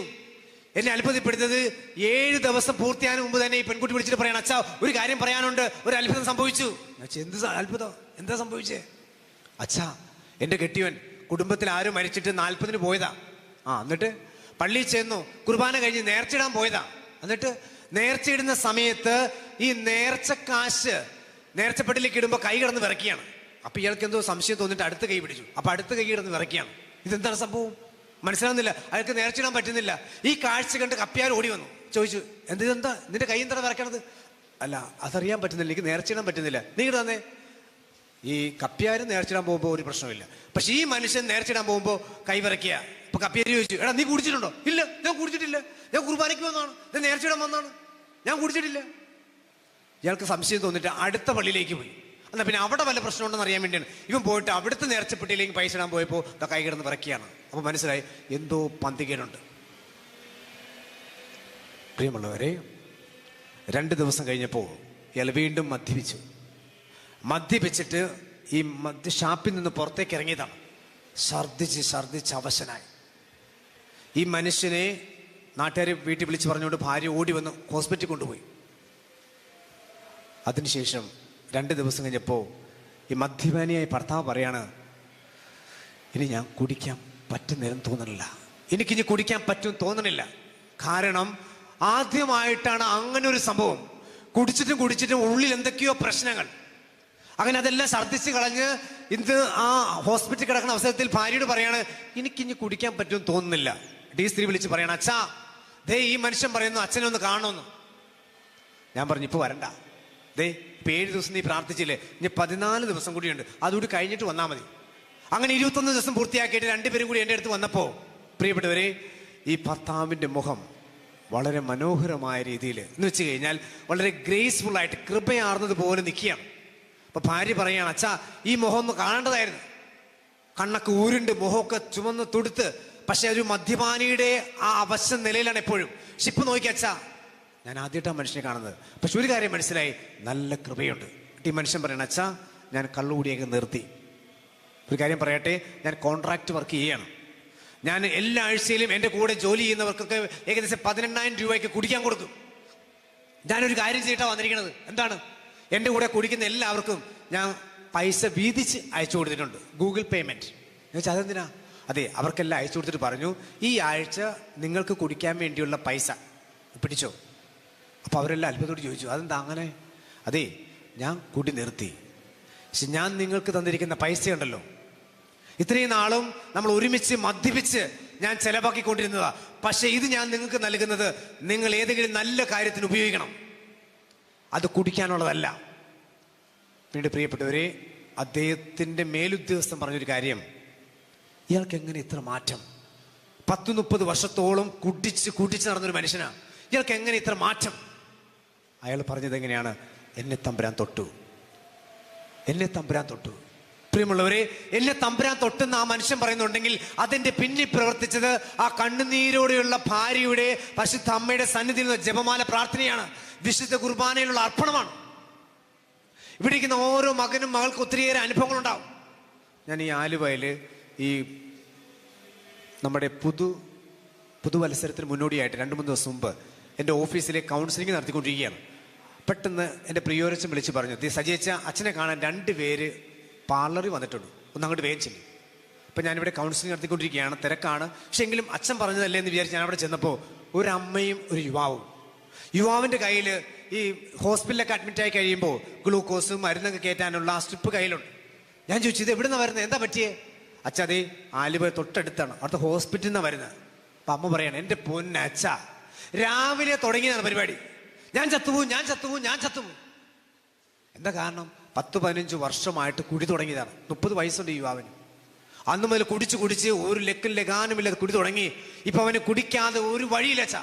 ഇന്നലെ കുടിക്കാൻ പറ്റിയില്ല, കയ്യിൽ കാശില്ല, എനിക്കാണെങ്കിൽ കൊടുക്കാനൊന്നുമില്ല. രാവിലെ എഴുന്നേറ്റ് കൈയും കാലൊക്കെ വിറക്കിയാണ്. അവൻ പറഞ്ഞു, അമ്മേ ഞാൻ മരിച്ചു പോവും, എന്നെ ഹോസ്പിറ്റലിൽ കൊണ്ടുപോകും. അവൻ ഓട്ടോറിക്ഷ വിളിച്ച് കൊണ്ടുപോയതാ. അവിടെ ചെന്ന് ഗ്ലൂക്കോസ് എല്ലാം കഴിഞ്ഞപ്പോൾ അതൊക്കെ കയറ്റി ഒരുവിധം സമാധാനം. അപ്പം പറഞ്ഞു, എനിക്ക് പെട്ടെന്ന് തന്നെ പള്ളി പോകണം, ഏതെങ്കിലും അച്ഛനെ കാണണം, കുമ്പസാരിക്കണം. അവൻ ഓടിപ്പാഞ്ഞ് വന്നിരിക്കുക. അച്ഛതേ അവനെ നോക്കി, അവൻ്റെ മുഖമൊക്കെ വല്ലാത്തൊരവസ്ഥ. ഞാൻ ചോദിച്ചേടാ, എന്താ നിന്റെ തീരുമാനം? പെട്ടെന്ന് അവൻ പറഞ്ഞു, അച്ഛാ എനിക്ക് രക്ഷപ്പെടണം. അവൻ്റെ അമ്മ, ഇവൻ നടക്കലച്ച, ഇവൻ രക്ഷപ്പെടിയല്ല. എത്ര ഹോസ്പിറ്റലിൽ കൊണ്ടുപോയെന്ന് അറിയാവാ? 1 മാസം ചികിത്സിച്ചിട്ടുണ്ട്, പലയിടങ്ങളിൽ കൊണ്ടുപോയി പലവിധ കൗൺസിലിംഗ് നടത്തിയിട്ടുണ്ട്. ഇവൻ എങ്ങനെ രക്ഷപ്പെടാനാണ്? അമ്മയായി ഞാൻ ഉപദേശിച്ച് മടുത്തു, നാട്ടുകാരും മടുത്തു. ഇപ്പൊ ഞാൻ ആരെ വിളിച്ചാലും ആരും എന്നെ സഹായിക്കാൻ വരികയില്ല. അതുപോലെ എൻ്റെ അവസ്ഥ. ഇവൻ എങ്ങനെ രക്ഷപ്പെടാനാ? അപ്പോഴും അവൻ പറഞ്ഞു, അച്ഛാ എനിക്ക് രക്ഷപ്പെടണം. പെട്ടെന്ന് ഞാൻ എൻ്റെ കയ്യെ പിടിച്ചു. എടാ, നീ പറഞ്ഞത് സത്യമാണോ? നിനക്ക് രക്ഷപ്പെടണോ? ഉവ്വച്ച, എനിക്ക് രക്ഷപ്പെടണം. അപ്പം അമ്മ എന്നെ നോക്കുവാണ്. അപ്പം ഞാൻ പറഞ്ഞു, എടാ, നീ രക്ഷപ്പെടണം എന്ന് ആത്മാർത്ഥമായിട്ട് പറഞ്ഞതാണെങ്കിൽ നീ തീർച്ചയായിട്ടും ഒരു 99% രക്ഷപ്പെട്ടറാ. 99% രക്ഷപ്പെട്ടെന്നോ? ഞാൻ പറഞ്ഞു, അതെ. ഇനി 1% നിന്റെ ഭാഗമുണ്ട്. അതെന്താ? നീ കുമ്പസാരിച്ചോ? ഇല്ലച്ചാ. അപ്പം അമ്മ പറഞ്ഞു, അച്ഛാ ആദ്യമായിട്ടാണ് കുർബാന സ്വീകരണത്തിന് പോയതാ, പിന്നെ പള്ളി കയറിയിട്ടില്ല, ഇവനെങ്ങനെ കുമ്പസാരിക്കണത്? അപ്പം ഞാൻ പറഞ്ഞു, അങ്ങനെയാണ് കുമ്പസാരിക്കാൻ ഒരുക്കോ. പക്ഷെ ഒരു കാര്യം, പാപബോധം, പശ്ചാത്താപം, 2 കാര്യങ്ങൾ സംഭവിക്കണം. അതുകൊണ്ട് നിന്നിലേക്ക് പരിശുദ്ധാത്മാവിൻ്റെ കൃപ ഒഴുകാനായിട്ട് നീ ഒരു 4 കൊന്ത ചെല്ലണം. അപ്പം അവൻ്റെ അമ്മ പറഞ്ഞു, അച്ഛാ അവൻ പ്രാർത്ഥനയ്ക്കൊന്നും വരികയില്ല, അവന് കൊന്തൊന്നും ചെല്ലാൻ അറിയത്തില്ല. ഞാൻ പറഞ്ഞു, അമ്മയ്ക്കറിയാമല്ലോ. പോവാ, അമ്മ പഠിപ്പിക്കും. ഞാൻ ഇവൻ്റെ മുഖത്ത് നോക്കിയടാ, രക്ഷപ്പെടണം. അങ്ങനെ പള്ളി പോയിരിക്കും, ആശ്രമ ദേവാലയത്തിൽ പോയിരുന്നു. ഒരു കാര്യം, നീ അവിടുന്ന് 1 മണിക്കൂർ സമയം തരികയാണ്, ഈ അമ്മയുടെ കൂടെ ഇരുന്ന് 4 കൊന്ത, കയ്യിൽ കൊന്ത ഉണ്ടാണോ എന്ന് ചോദിച്ചു. അപ്പം അമ്മ പറഞ്ഞു, എൻ്റെ കയ്യിലുണ്ട്, അതെടുക്കാൻ പറഞ്ഞു, അവന് കൊടുക്കാൻ പറഞ്ഞു. ചാപ്പലിൽ പോയിട്ട് ഇവനെ കൊണ്ട് കൊന്ത ഏൽപ്പിച്ചു. ഞാൻ പോയി കൗൺസിലിംഗ് നടത്തിയിട്ട് 1 മണിക്കൂർ കഴിഞ്ഞ് വന്നു. ഞാനോട് വിളിച്ചു, ഡാ നീ ചെല്ലിയോ? ചെല്ലിയച്ചാ. എനിക്ക് അത്ഭുതമായി. അപ്പം ഞാൻ പറഞ്ഞു, വാ നമുക്ക് കുമ്പസാരിക്കാം. അങ്ങനെ നല്ലൊരു കുമ്പസാരമൊക്കെ നടത്തി പുറത്തേക്ക് ഇറങ്ങി. അപ്പോൾ അവൻ്റെ അമ്മേനെ ഞാൻ വിളിച്ചു. ഇവൻ്റെ കൈ പിടിച്ചിട്ട് പറഞ്ഞു, ഡാ നിനക്ക് ഇത്രയും നാളും കുടിക്കാത്തത് കൊണ്ട് ഇന്ന് കൈയും കാലും വിറച്ചെങ്കിൽ നാളെയും വിറയ്ക്കും. അതുകൊണ്ട് ഒരു കാര്യം ചെയ്യ്, നീ വല്ല കട്ടൻ കാപ്പിയോ വല്ല പെപ്സിയോ ഈ കുടിക്കുന്നതിന് വരെ കുടിക്കുക. കാരണം നീ അത് അഡിക്ഷൻ ആയതുകൊണ്ടാണ്. അപ്പോൾ അവൻ പറയാണ്, അതിൻ്റെ ഒന്നും ആവശ്യമില്ല അച്ഛാ, എനിക്കൊരു പ്രശ്നം ഉണ്ടാവില്ലേ. എടാ നിനക്കറിയാലോ കൈയും കാലൊക്കെ വിറയ്ക്കും, അത് പ്രശ്നമാണ്. ഇല്ല അച്ഛാ, അങ്ങനെ പ്രശ്നം ഉണ്ടാവില്ല. അവൻ ഭയങ്കര ആത്മവിശ്വാസത്തിൽ പറയുകയാണ്, അച്ഛൻ എനിക്കൊരു പ്രശ്നം ഉണ്ടാവില്ല. ഇവനെയാണ് പല പ്രാവശ്യം ഹോസ്പിറ്റലിൽ കൊണ്ടുപോയിട്ടുള്ളവനാ. അപ്പോഴാണ് അവൻ പറയുന്നത്, അച്ഛാ പ്രശ്നം ഉണ്ടാവില്ല, എനിക്ക് തോന്നുന്നത് കർത്താവിനെ തൊട്ടെന്നാ. അപ്പം ഞാൻ പറഞ്ഞു, ഓക്കെ, നീ ഒരു 3 ദിവസം ഇങ്ങനെ ചെയ്യണം. എല്ലാ ദിവസവും പള്ളിയിൽ പോകണം, എല്ലാ ദിവസവും വിശുദ്ധ കുർബാനയിൽ പങ്കെടുത്ത് കുർബാന സ്വീകരിക്കണം, 4 കൊന്ത ചെല്ലണം. പറ്റുമോ? പറ്റുവച്ചാ. അങ്ങനെയാണെങ്കിൽ ഈ ആലുവ കോവേന്തയിൽ വന്ന് നീ എല്ലാ ദിവസവും അടുത്ത 3 ദിവസം അടുപ്പിച്ച് പറ്റുമെങ്കിൽ ഫ്രീ ടൈമിൽ 1 മണിക്കൂർ ആരാധന ചെയ്യാച്ച. അങ്ങനെ ന്യൂ ഇയറിൻ്റെ അന്ന് ഇവനെ കാണാൻ വന്നു. ഞാൻ ചോദിച്ചു, നീ ഇതെല്ലാം ചെയ്തോ? ഉവ്വ. എടാ നിന്റെ കൈയും കാലൊക്കെ പറച്ചോ? ഒന്നുമില്ല അച്ഛാ, ഒരു കുഴപ്പമില്ല അച്ഛാ, ഞാൻ ഓക്കെ ആയി. അപ്പം ഞാൻ പറഞ്ഞു, നീ ഓക്കെ ആയി എന്ന് പറയാൻ വരട്ടെ, ഞാൻ അടുത്തൊരു 7 ദിവസത്തേക്ക് 4 കൊന്ത വിശുദ്ധ കുർബാന, കർണക്കൊന്ത, 1/2 മണിക്കൂർ ബൈബിൾ, 1 മണിക്കൂർ ആരാധന ചെയ്യാൻ പറ്റുമോ? ചെയ്യാച്ചാ. അവൻ പോയി. അങ്ങനെ ഒരാഴ്ച കഴിഞ്ഞപ്പോൾ വന്നിരിക്കുകയാണ്. ഞാൻ നോക്കുമ്പോൾ കുറേ ആൾക്കാർ. ഞാൻ ഇതൊക്കെ ആരാ? ഇതെൻ്റെ ബന്ധുവാ. എന്ത് പറ്റി? അച്ഛാ മഹാകുടിയനാ, കുടി മാറുന്നില്ല. അത് ശരി. ഇതാരാ? ചേട്ടത്തിയാ, കൊച്ചില്ല. ഇതാരാ? ചേട്ടത്തിൻ്റെ മോനാ. രാത്രിയിൽ ഏത് നേരം ഒച്ചപ്പാടും ബഹളം. ഞാൻ പറഞ്ഞിട്ട് ഇവരൊക്കെ ഇതിനാണ് കൂട്ടിക്കൊണ്ട് ഇങ്ങോട്ട് വന്നേ. നീ കുടിച്ചു തുടങ്ങിയാടോ? ഇല്ലച്ചാ, അന്ന് മുതൽ ഇന്ന് വരെ ഞാൻ കുടിച്ചിട്ടില്ല. അപ്പം പറയണ ഒരു കാര്യം എനിക്ക് പറയാനുണ്ട്. ഞാനിപ്പോൾ ആലുവയിൽ നിന്നും പറവൂർ എന്ന സ്ഥലത്തേക്ക് മാറിയിരിക്കുക. ലോട്ടറി കച്ചവടം. അവിടെ ബസ് സ്റ്റാൻഡിൽ നിൽക്കുകയാണ്. അച്ഛാ, കഴിഞ്ഞ ദിവസം ഒരു സംഭവം ഉണ്ടായി. ഞാൻ ചോദിച്ചാൽ എന്താ? അച്ഛാ, 90 ടിക്കറ്റാണ് എൻ്റെ ഉണ്ടായിരുന്നത്. ഞാൻ ഈ 90 ടിക്കറ്റുമായിട്ട് ഉച്ചവരെ ഇരുന്നിട്ടും ആരും എടുക്കാൻ പറ്റുന്നില്ല. പക്ഷേ പെട്ടെന്നാണ് അച്ഛൻ പറഞ്ഞ കാര്യം ഞാൻ ഓർത്തത്. ഞാൻ ജപമാല ചെല്ലാൻ തുടങ്ങി. അച്ഛാ, അങ്ങനെ ഒരു ജപമാല ചെല്ലി കഴിഞ്ഞപ്പോൾ ഒരു മനുഷ്യൻ വന്നിട്ട് എൻ്റെ അടുത്ത് നിന്ന് 60 ടിക്കറ്റ് വാങ്ങിച്ചു. അച്ഛാ, പിന്നീട് ഞാൻ 4 കൊന്ത പൂർത്തിയാക്കി കഴിഞ്ഞപ്പോൾ പിന്നീട് പല ആൾക്കാരും വന്നിട്ട് ഉച്ചയ്ക്ക് മുമ്പ് തന്നെ 90 ടിക്കറ്റ് വിറ്റഴിഞ്ഞ. അച്ഛാ, എന്നൊക്കെ പറഞ്ഞേ ഹല്ലേലൂയ, ഹല്ലേലൂയ. ആ മനുഷ്യൻ പറയാണ്, അച്ഛാ, എനിക്കിപ്പോൾ ദൈവത്തിന്റെ സാന്നിധ്യം അനുഭവിക്കാൻ പറ്റുകയാണ്. ഞാൻ ഉടനെ അവന്റെ കൂടെ വന്നവരെയും വിളിച്ചിട്ട് പറഞ്ഞേ, ഇവൻ എന്തൊക്കെയോ പറയാനുണ്ട്. ആ സാക്ഷ്യം അവരോടും പറയുകയാണ്. പ്രിയപ്പെട്ട മക്കളെ, ആ ജപമാല നെഞ്ചോട് ചേർത്ത് പിടിച്ചേ. ഈ നോമ്പ് കാലഘട്ടത്തിൽ പ്രവേശിക്കുമ്പോൾ നമുക്ക് വേണ്ടത് വ്യക്തമായ തീരുമാനമാണ്. ഈ യുവാവ് പറയാണ്, എനിക്ക് രക്ഷപ്പെടണമെന്ന് ആ പയ്യൻ പറയുന്ന സമയങ്ങളിൽ അവന്റെ കണ്ണുകളിലേക്ക് നോക്കിയപ്പോൾ എനിക്ക് മനസ്സിലാക്കാൻ സാധിച്ചു ദൃഢനിശ്ചയം. ഇന്നോളം അവന്റെ ജീവിതത്തിൽ അങ്ങനെ ഒരു സംഭവം ഉണ്ടായിട്ടില്ല. അന്ന് ആ കട്ടിലേക്ക് കിടക്കുന്ന സമയത്ത് ആശുപത്രി കട്ടിൽ കിടക്കുകയാണ്. ആ മനുഷ്യന്റെ ജീവിത അവസ്ഥ അവൻ പറഞ്ഞിങ്ങനെയാണ്, അച്ഛൻ, ഞാൻ മരിക്കുമെന്ന് എനിക്ക് നല്ല ഉറപ്പുണ്ട്. ഇങ്ങനെ പോയാൽ എൻ്റെ ജീവിതം നശിച്ചു പോകും. പെട്ടെന്ന് എൻ്റെ മനസ്സിലേക്ക് മരണഭയം വന്നു. അങ്ങനെ ഞാൻ പറഞ്ഞത്, എനിക്കൊരു അച്ഛനെ കാണണം, കുമ്പസാരിക്കണം എന്നൊക്കെ. അച്ഛാ, ഇനി എനിക്ക് പഴയ വഴിയില്ല. യേശു 43:18 പറയുന്നുണ്ട്, നിങ്ങൾ പഴയ കാര്യങ്ങൾ ഓർക്കുക, പരിഗണിക്കുക വേണ്ട. ഒരു പുതിയ കാര്യം ഞാൻ മുളയെടുക്കുന്നത് നിങ്ങൾ അറിയുന്നില്ലേ? നമ്മുടെ വ്യക്തി ജീവിതത്തിൽ കർത്താവ് തൊട്ട് കഴിഞ്ഞാൽ പിന്നെ പുതിയ പുതിയ അഭിഷേകമാണ് പ്രിയപ്പെട്ടവരെ. പക്ഷെ നമുക്ക് വേണ്ടത് വ്യക്തമായ ഒരു ദൃഢനിശ്ചയം, മാനസാന്തരം, റിപ്പന്റൻസ്. ദൈവത്തിങ്കിലേക്ക് തിരിയാം, പാപങ്ങളിൽ നിന്ന് പിന്തിരിയാം. ഒന്ന് എഴുന്നേറ്റ് നിൽക്കാവോ? അഴകുള്ള ആത്മാവിൻ ഉടമകളാകാൻ സാവറപിതാവ് നമുക്ക് നൽകുന്ന ചില ചിന്തകൾ കൂടിയുണ്ട്. അതുകൂടി പങ്കുവെച്ചുകൊണ്ട് ഈ ശുശ്രൂഷ അവസാനിപ്പിക്കാൻ ഒരുങ്ങുകയാണ്. കാരണം ഈ നോമ്പ് കാലഘട്ടത്തിലേക്ക് പ്രവേശിക്കുമ്പോൾ പരിശുദ്ധ അമ്മയുടെ മാധ്യസ്ഥ അയച്ച് IMS നാഥയുടെ ആ മാധ്യസ്ഥ അയച്ച് നമ്മൾ പ്രാർത്ഥിക്കുമ്പോൾ, പ്രിയപ്പെട്ട മകനെ, മകളെ, നിന്റെ ആത്മാവ് അഴകുള്ളതായി മാറുവാൻ ഈ ചാവറപിതാവ് പറയുന്ന ഒരു കാര്യം ഇങ്ങനെയാണ്: ഹൃദയവസതി അലങ്കരിക്കുക. ഹൃദയവസതി അലങ്കരിച്ച് വെള്ള വസ്ത്രം ഉടുത്തണിയണം. ഈ ചാവറപിതാവ് പ്രാർത്ഥിക്കുകയാണ്, ഓ മഗ്ദലന മറിയമേ, കൊത്തുലാന മറിയമേ, ഈജിപ്തിലെ മറിയമേ, ആവിലെ അമ്മത്രേസ്യേ, നിങ്ങൾ എപ്രകാരം ആത്മമണവാള ഈശോയെ സ്വീകരിക്കാൻ ഹൃദയ വസതി അലങ്കരിച്ചുവോ, അതുപോലെ ഈശോയെ സ്വീകരിക്കുവാൻ, എന്റെ ഹൃദയത്തിൽ ഈശോയെ സ്വീകരിക്കുവാൻ നിങ്ങൾ എനിക്ക് വേണ്ടി മാധ്യസ്ഥം യാചിക്കണമേ. പ്രിയപ്പെട്ട ഒരു വിശുദ്ധാത്മാക്കളൊക്കെ അവരുടെ ഹൃദയ വസതി എപ്പോഴും അലങ്കരിച്ചിരുന്നു. ഈ നോമ്പ് കാലം ഈശോയെ സ്വീകരിക്കുവാൻ നമ്മൾ ഒരുക്കേണ്ട അവസ്ഥയാണ്. വചനം പറയാണ്, ഈ ചാവറപിതാവിനോട് പറയാണ്, വഞ്ചന നിറഞ്ഞ ആസക്തികളെ കലുഷിതമായ പഴയ മനുഷ്യൻ ഉരിഞ്ഞു മാറ്റി മനസ്സിന്റെ ചൈതന്യത്താൽ നവീകരിക്കപ്പെട്ട പുതിയ മനുഷ്യനെ ധരിക്കുവിൻ. കർത്താവായ യേശുക്രിസ്തുവിനെ ധരിക്കുവിൻ. പ്രിയപ്പെട്ടവരെ, ഹൃദയത്തിലേക്ക് കർത്താവിന്റെ ആത്മാവ് ഇറങ്ങി വരുമ്പോൾ, അവിടുത്തെ ജീവജലത്തിന്റെ അരുവി ഒഴുകി വരുമ്പോൾ അവിടെ വലിയൊരു അഭിഷേകം നടക്കും. ഹൃദയത്തിനൊരു നൈർമല്യം ഉണ്ടാവും. ഈ ചാവറപിതാവ് പറയാണ്, ഹൃദയവസതി അലങ്കരിച്ച് വെള്ള വസ്ത്രം ഉടുത്തണിഞ്ഞ് കണ്ണാടി പോലെ മനം മിനുക്കണം. ഉള്ളിലെ വെറുപ്പ്, വിദ്വേഷം, പക. പ്രിയപ്പെട്ടവരെ, അങ്ങനെ വെറുപ്പോ വിദ്വേഷോ പകയുണ്ടെന്നുണ്ടെങ്കിൽ ദൈവത്തിന്റെ സന്നിധി നിൽക്കുമ്പോൾ ഒരു അനുഗ്രഹവും നിനക്ക് പ്രാപിക്കാൻ പറ്റിയല്ല. കുമ്പസാരക്കൂട്ടിലേക്ക് പോകുമ്പോൾ നീ എടുക്കേണ്ട തീരുമാനമുണ്ട്. കുമ്പസാരക്കൂട്ടിൽ നിന്റെ പാപങ്ങൾ ഏറ്റു പറയുമ്പോൾ ജീവിത പങ്കാളിയോടോ, മക്കളോടോ, മാതാപിതാക്കന്മാരോടോ, സുഹൃത്തുക്കളോടോ, അയൽവക്കക്കാരോടോ നിനക്ക് വെറുപ്പോ വിദ്വേഷം പകയണമെന്നുണ്ടെങ്കിൽ വചനം പറയുന്നുണ്ട്, ആരെങ്കിലും ഈ ബലിവേദിയിലേക്ക് ബലിയർപ്പിക്കാൻ വരുന്നുണ്ടെങ്കിൽ, നിന്നോട് ആർക്കെങ്കിലും വിരോധമുണ്ടെന്ന് നിനക്കറിയാമെങ്കിൽ, നിനക്കല്ല, നിന്നോട് ആർക്കെങ്കിലും വിരോധമുണ്ടെന്ന് നിനക്ക് തോന്നുവാണെന്നുണ്ടെങ്കിൽ ബലിവസ്തു അവിടെ വെച്ചിട്ട് പോയി രമ്യതപ്പെട്. ഇപ്പൊ അങ്ങോട്ടും ഇങ്ങോട്ടും ഓടാൻ പറ്റിയല്ല. പക്ഷെ വിഷമിക്കേണ്ട, ക്രിസ്തുവിന്റെ അധികാരമുണ്ട്. ദൂരത്തിന്റെ മേലുള്ള അധികാരമാണ്. ശതാധിപന്റെ ഭൃത്യൻ വീട്ടിലായിരുന്നു, രാജസേവന്റെ മകൻ വീട്ടിലായിരുന്നു. കർത്താവ് അങ്ങോട്ട് ചെന്നിട്ടല്ല സുഖപ്പെടുത്തിയത്. കർത്താവ് അങ്ങ് ഒരു വാക്ക് ഉച്ചരിച്ചാൽ മതി, എന്റെ ഭൃത്യൻ സൗഖ്യം പ്രാപിക്കും. പ്രിയപ്പെട്ടവരെ, ഇടതുകരം നെഞ്ചോട് ചേർത്ത് പിടിച്ചേ, വലുതുകരം ശിരസിലേക്ക് വെച്ചേ. ഈശോ ദൂരത്തിന് മേ അധികാരമുള്ള യേശുവിന്റെ നാമത്തിൽ നമ്മളെ വേദനിപ്പിച്ചവരോടും നമ്മളെ ദുഃഖിപ്പിച്ചവരോടൊക്കെ, നമുക്ക് വെറുപ്പുള്ളവരോടും നമ്മളോട് വെറുപ്പുള്ളവരോടൊക്കെ കർത്താവിന്റെ ശക്തമായ ആത്മാവ് സാന്നിധ്യം നിറഞ്ഞ് അവരെല്ലാം സുഖപ്പെടുന്ന സമയമാണ്. നീ വിശ്വസിക്കുക, ദൂരത്തിന് മേ അധികാരമുള്ള യേശുവിന്റെ നാമത്തിൽ ഞാൻ ക്ഷമിക്കുന്നു, പൊറുക്കുന്നു. എൻ്റെ പ്രിയപ്പെട്ടവരെ, എൻ്റെ ജീവിത പങ്കാളിയെ, മക്കളെല്ലാം അങ്ങ് അനുഗ്രഹിക്കണമെന്ന് പ്രാർത്ഥിച്ചേ, കർത്താവ് അനുഗ്രഹിക്കും. ആത്മാർത്ഥോട് പ്രാർത്ഥിച്ചേ, അങ്ങൊരു വാക്ക് ഉച്ചരിച്ചാൽ മതി, എൻ്റെ ഭൃത്യൻ, എൻ്റെ മകൻ, എൻ്റെ കുടുംബം അനുഗ്രഹിക്കപ്പെടും ഈശോയെ എന്നൊക്കെ പറഞ്ഞേ. Hallelujah, hallelujah. തുടർന്ന് ചാവറപിതാവ് പറയാണ്, എണ്ണയൊഴിച്ച് തിരിതെളിച്ച് എണ്ണ അത് അഭിഷേകമാണ്. ഒരു വ്യക്തിയുടെ ഉള്ളിലേക്ക് അഭിഷേകം നിറഞ്ഞു കഴിഞ്ഞാൽ പിന്നെ അവനൊന്നിനെക്കുറിച്ചും അസ്വസ്ഥപ്പെടേണ്ട. ഇപ്പോൾ ബെൻസ് കാർ ആയിക്കോട്ടെ, ഫ്ലൈറ്റ് ആയിക്കൊള്ളട്ടെ, ഓട്ടോറിക്ഷ ആയിക്കോട്ടെ, പെട്രോള് ഡീസലൊന്നും ഇല്ലെങ്കിൽ അത് ഓടിയല്ല. നമ്മുടെ ഉള്ളിൽ കൃപ നിറയുമ്പോഴാണ് ഓട്ടം സാധ്യമാവുള്ളൂ. പിന്നെ ചാവർപിതാവ് പറയാണ്, നല്ല ഓർമ്മകൾ അയവിറക്കണം. ദൈവത്തിന്റെ സന്നിധിയിൽ ഈ 40 ദിവസം അല്ലെങ്കിൽ 50 ദിവസം എന്ന് പറയുന്നത് ഇന്നോളം തമ്പുരാൻ നൽകിയ നന്മകളെ ഓർത്ത് നന്ദി പറയണം. നല്ല സ്തുതികൾ ഏകി ഓരോ നിമിഷം കർത്താവിന് സ്തുതി പറയണം, സ്തുതികൾ അർപ്പിക്കണം, മഹത്വപ്പെടുത്തണം. പിന്നീട് പറയണ നല്ല സംബോധന ശീലമാക്കണം. കർത്താവിന് ഇഷ്ടപ്പെട്ട പേര് വിളിക്ക്. എൻ്റെ ആത്മനാഥ, എൻ്റെ ഈശോയെ, എൻ്റെ ആത്മമണവാളൻ ഈശോയെ, അങ്ങ് ഞാൻ ആരാധിക്കുന്നു.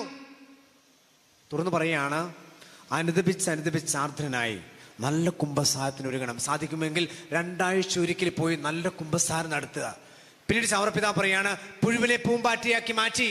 പുഴുവാണ് നീ, പക്ഷെ കർത്താവ് തൊട്ടു കഴിഞ്ഞാൽ വളരെ മനോഹരമായിട്ടുള്ള ചിത്രശലഭമായിട്ട് നീ മാറും. എന്നിട്ടാണ് ചാവർപിതാവ് പറയുന്നത്, അങ്ങനെ അഴകുള്ള ആത്മാവിന് ഉടമകളായി ലോകർക്ക് ആശീർവാദമായി മാറിടണം. കർത്താവ് തൊട്ട് കഴിയുമ്പോൾ ആത്മാവിന് അഴക് ലഭിക്കും. ആ നിമിഷം മുതൽ നീ അനുഗ്രഹിക്കപ്പെടും. കർത്താവ് അബ്രഹാത്തെ അനുഗ്രഹിച്ചില്ലേ? ദാ ഞാൻ നിന്നെ അനുഗ്രഹിക്കുന്നു. ദാ നിന്നെ അനുഗ്രഹിക്കുന്നവരെയും ഞാൻ അനുഗ്രഹിക്കും, നീ അനുഗ്രഹിക്കുന്നവരെയും ഞാൻ അനുഗ്രഹിക്കും. പ്രിയപ്പെട്ടവരെ, പിന്നീട് കർത്താവിന്റെ സാന്നിധ്യം, ശക്തിയെല്ലാം തിരിച്ചറിയുന്ന നിമിഷങ്ങളായിരിക്കും. നമ്മളെ തന്നെ കർത്താവിന്റെ സന്നിധിയിൽ വെട്ടിയൊരുക്കാനൊന്ന് വിട്ടുകൊടുത്തേ. നിങ്ങളുടെ ചിന്തകൾ പോലെയല്ല എൻ്റെ ചിന്തകൾ, നിങ്ങളുടെ വഴികൾ പോലെയല്ല എൻ്റെ വഴികളും. കർത്താവാണ് ഇവിടെ കൂട്ടിക്കൊണ്ടുവന്നിരിക്കുന്നത്. എൻ്റെ പിതാവ് ആകർഷിച്ചല്ലാതെ ആർക്കും എൻ്റെ അടുക്ക വരാൻ സാധ്യമല്ല. പിതാവായ ദൈവം കൂട്ടിക്കൊണ്ടുവന്നിരിക്കുകയാണ് ഈ അൾത്താരയിലേക്ക്, IMS നാഥയുടെ പക്കലേക്ക്. ആ അമ്മ വഴി നിന്റെ എല്ലാ നിയോഗങ്ങളൊന്ന് ചേർത്ത് വെച്ചേ. 2 കരങ്ങൾ നെഞ്ചോട് ചേർത്ത് പിടിക്കാം, ജപമാല ചങ്കോട് ചേർത്ത് പിടിക്കാം.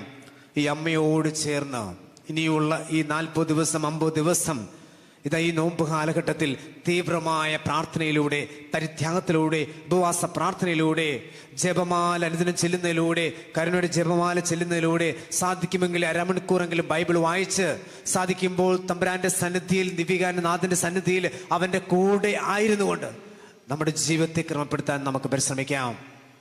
ഇത് വചനം നിന്നെ ഓർപ്പിക്കുന്നു, നീ എൻ്റെ അടുക്കലേക്ക് വാ.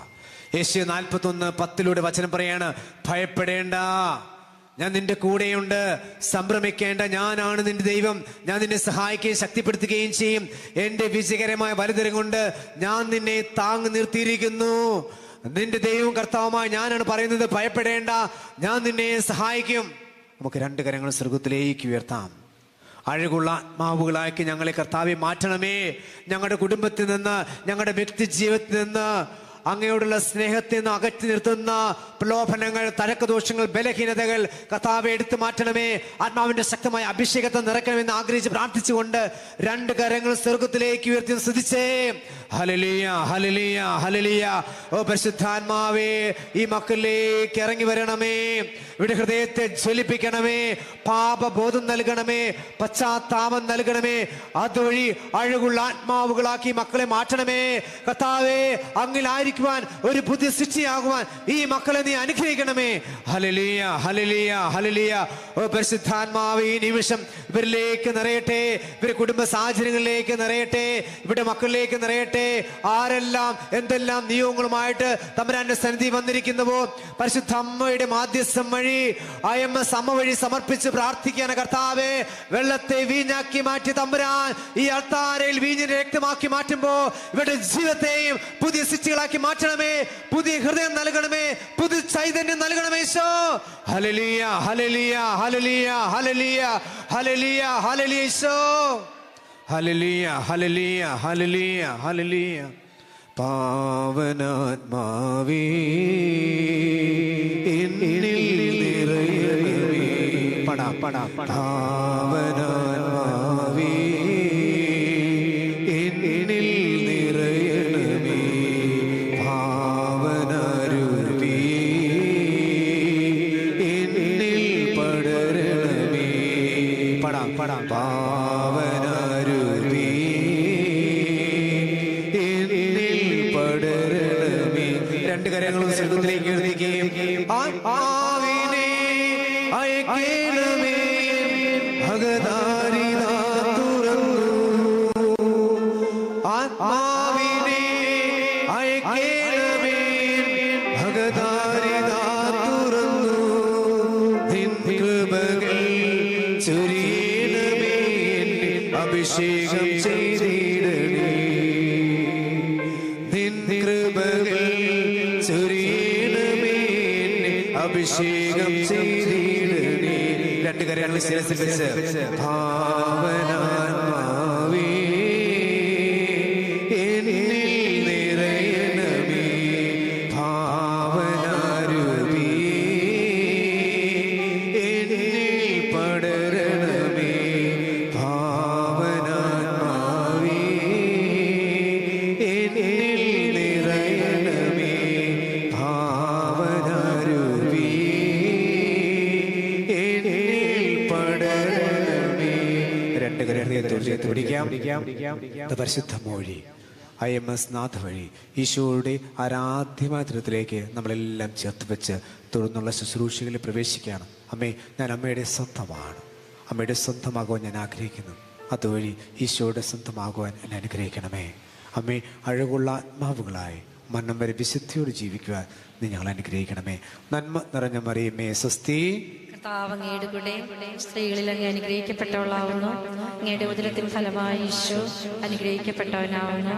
പരിശുദ്ധ മറിയമേ തമ്പുരാന്റെ അമ്മേ, പാപികളായ ഇപ്പോഴും ഞങ്ങളുടെ മരണസമയത്തും തമ്പുരാനോട് അപേക്ഷിക്കണമേ. ആമേൻ. ഈശോയുടെ വാഗ്ദാനങ്ങൾക്ക് ഞങ്ങൾ യോഗ്യരാകുവാൻ മാതാവേ ഞങ്ങൾക്ക് വേണ്ടി അപേക്ഷിക്കണമേ. രക്ഷയുടെ അടയാളമായ കുരിശ് നമുക്ക് നേരത്തിൽ വരയ്ക്കാൻ. തമ്പുരാനെ, വിശുദ്ധ കുരിശിന്റെ അടയാളത്താല് ഞങ്ങളുടെ ശത്രുവിൽ നിന്ന് ഞങ്ങൾ രക്ഷിക്കാൻ ഞങ്ങളുടെ തമ്പുരാനെ പിതാവിന്റെയും പുത്രന്റെയും പരിശുദ്ധാത്മാവിന്റെ നാമത്തിൽ ആമേൻ. ഈശോ മിശിഹായ്ക്ക് പരസ്പരം സ്തുതി കൊടുക്കാം.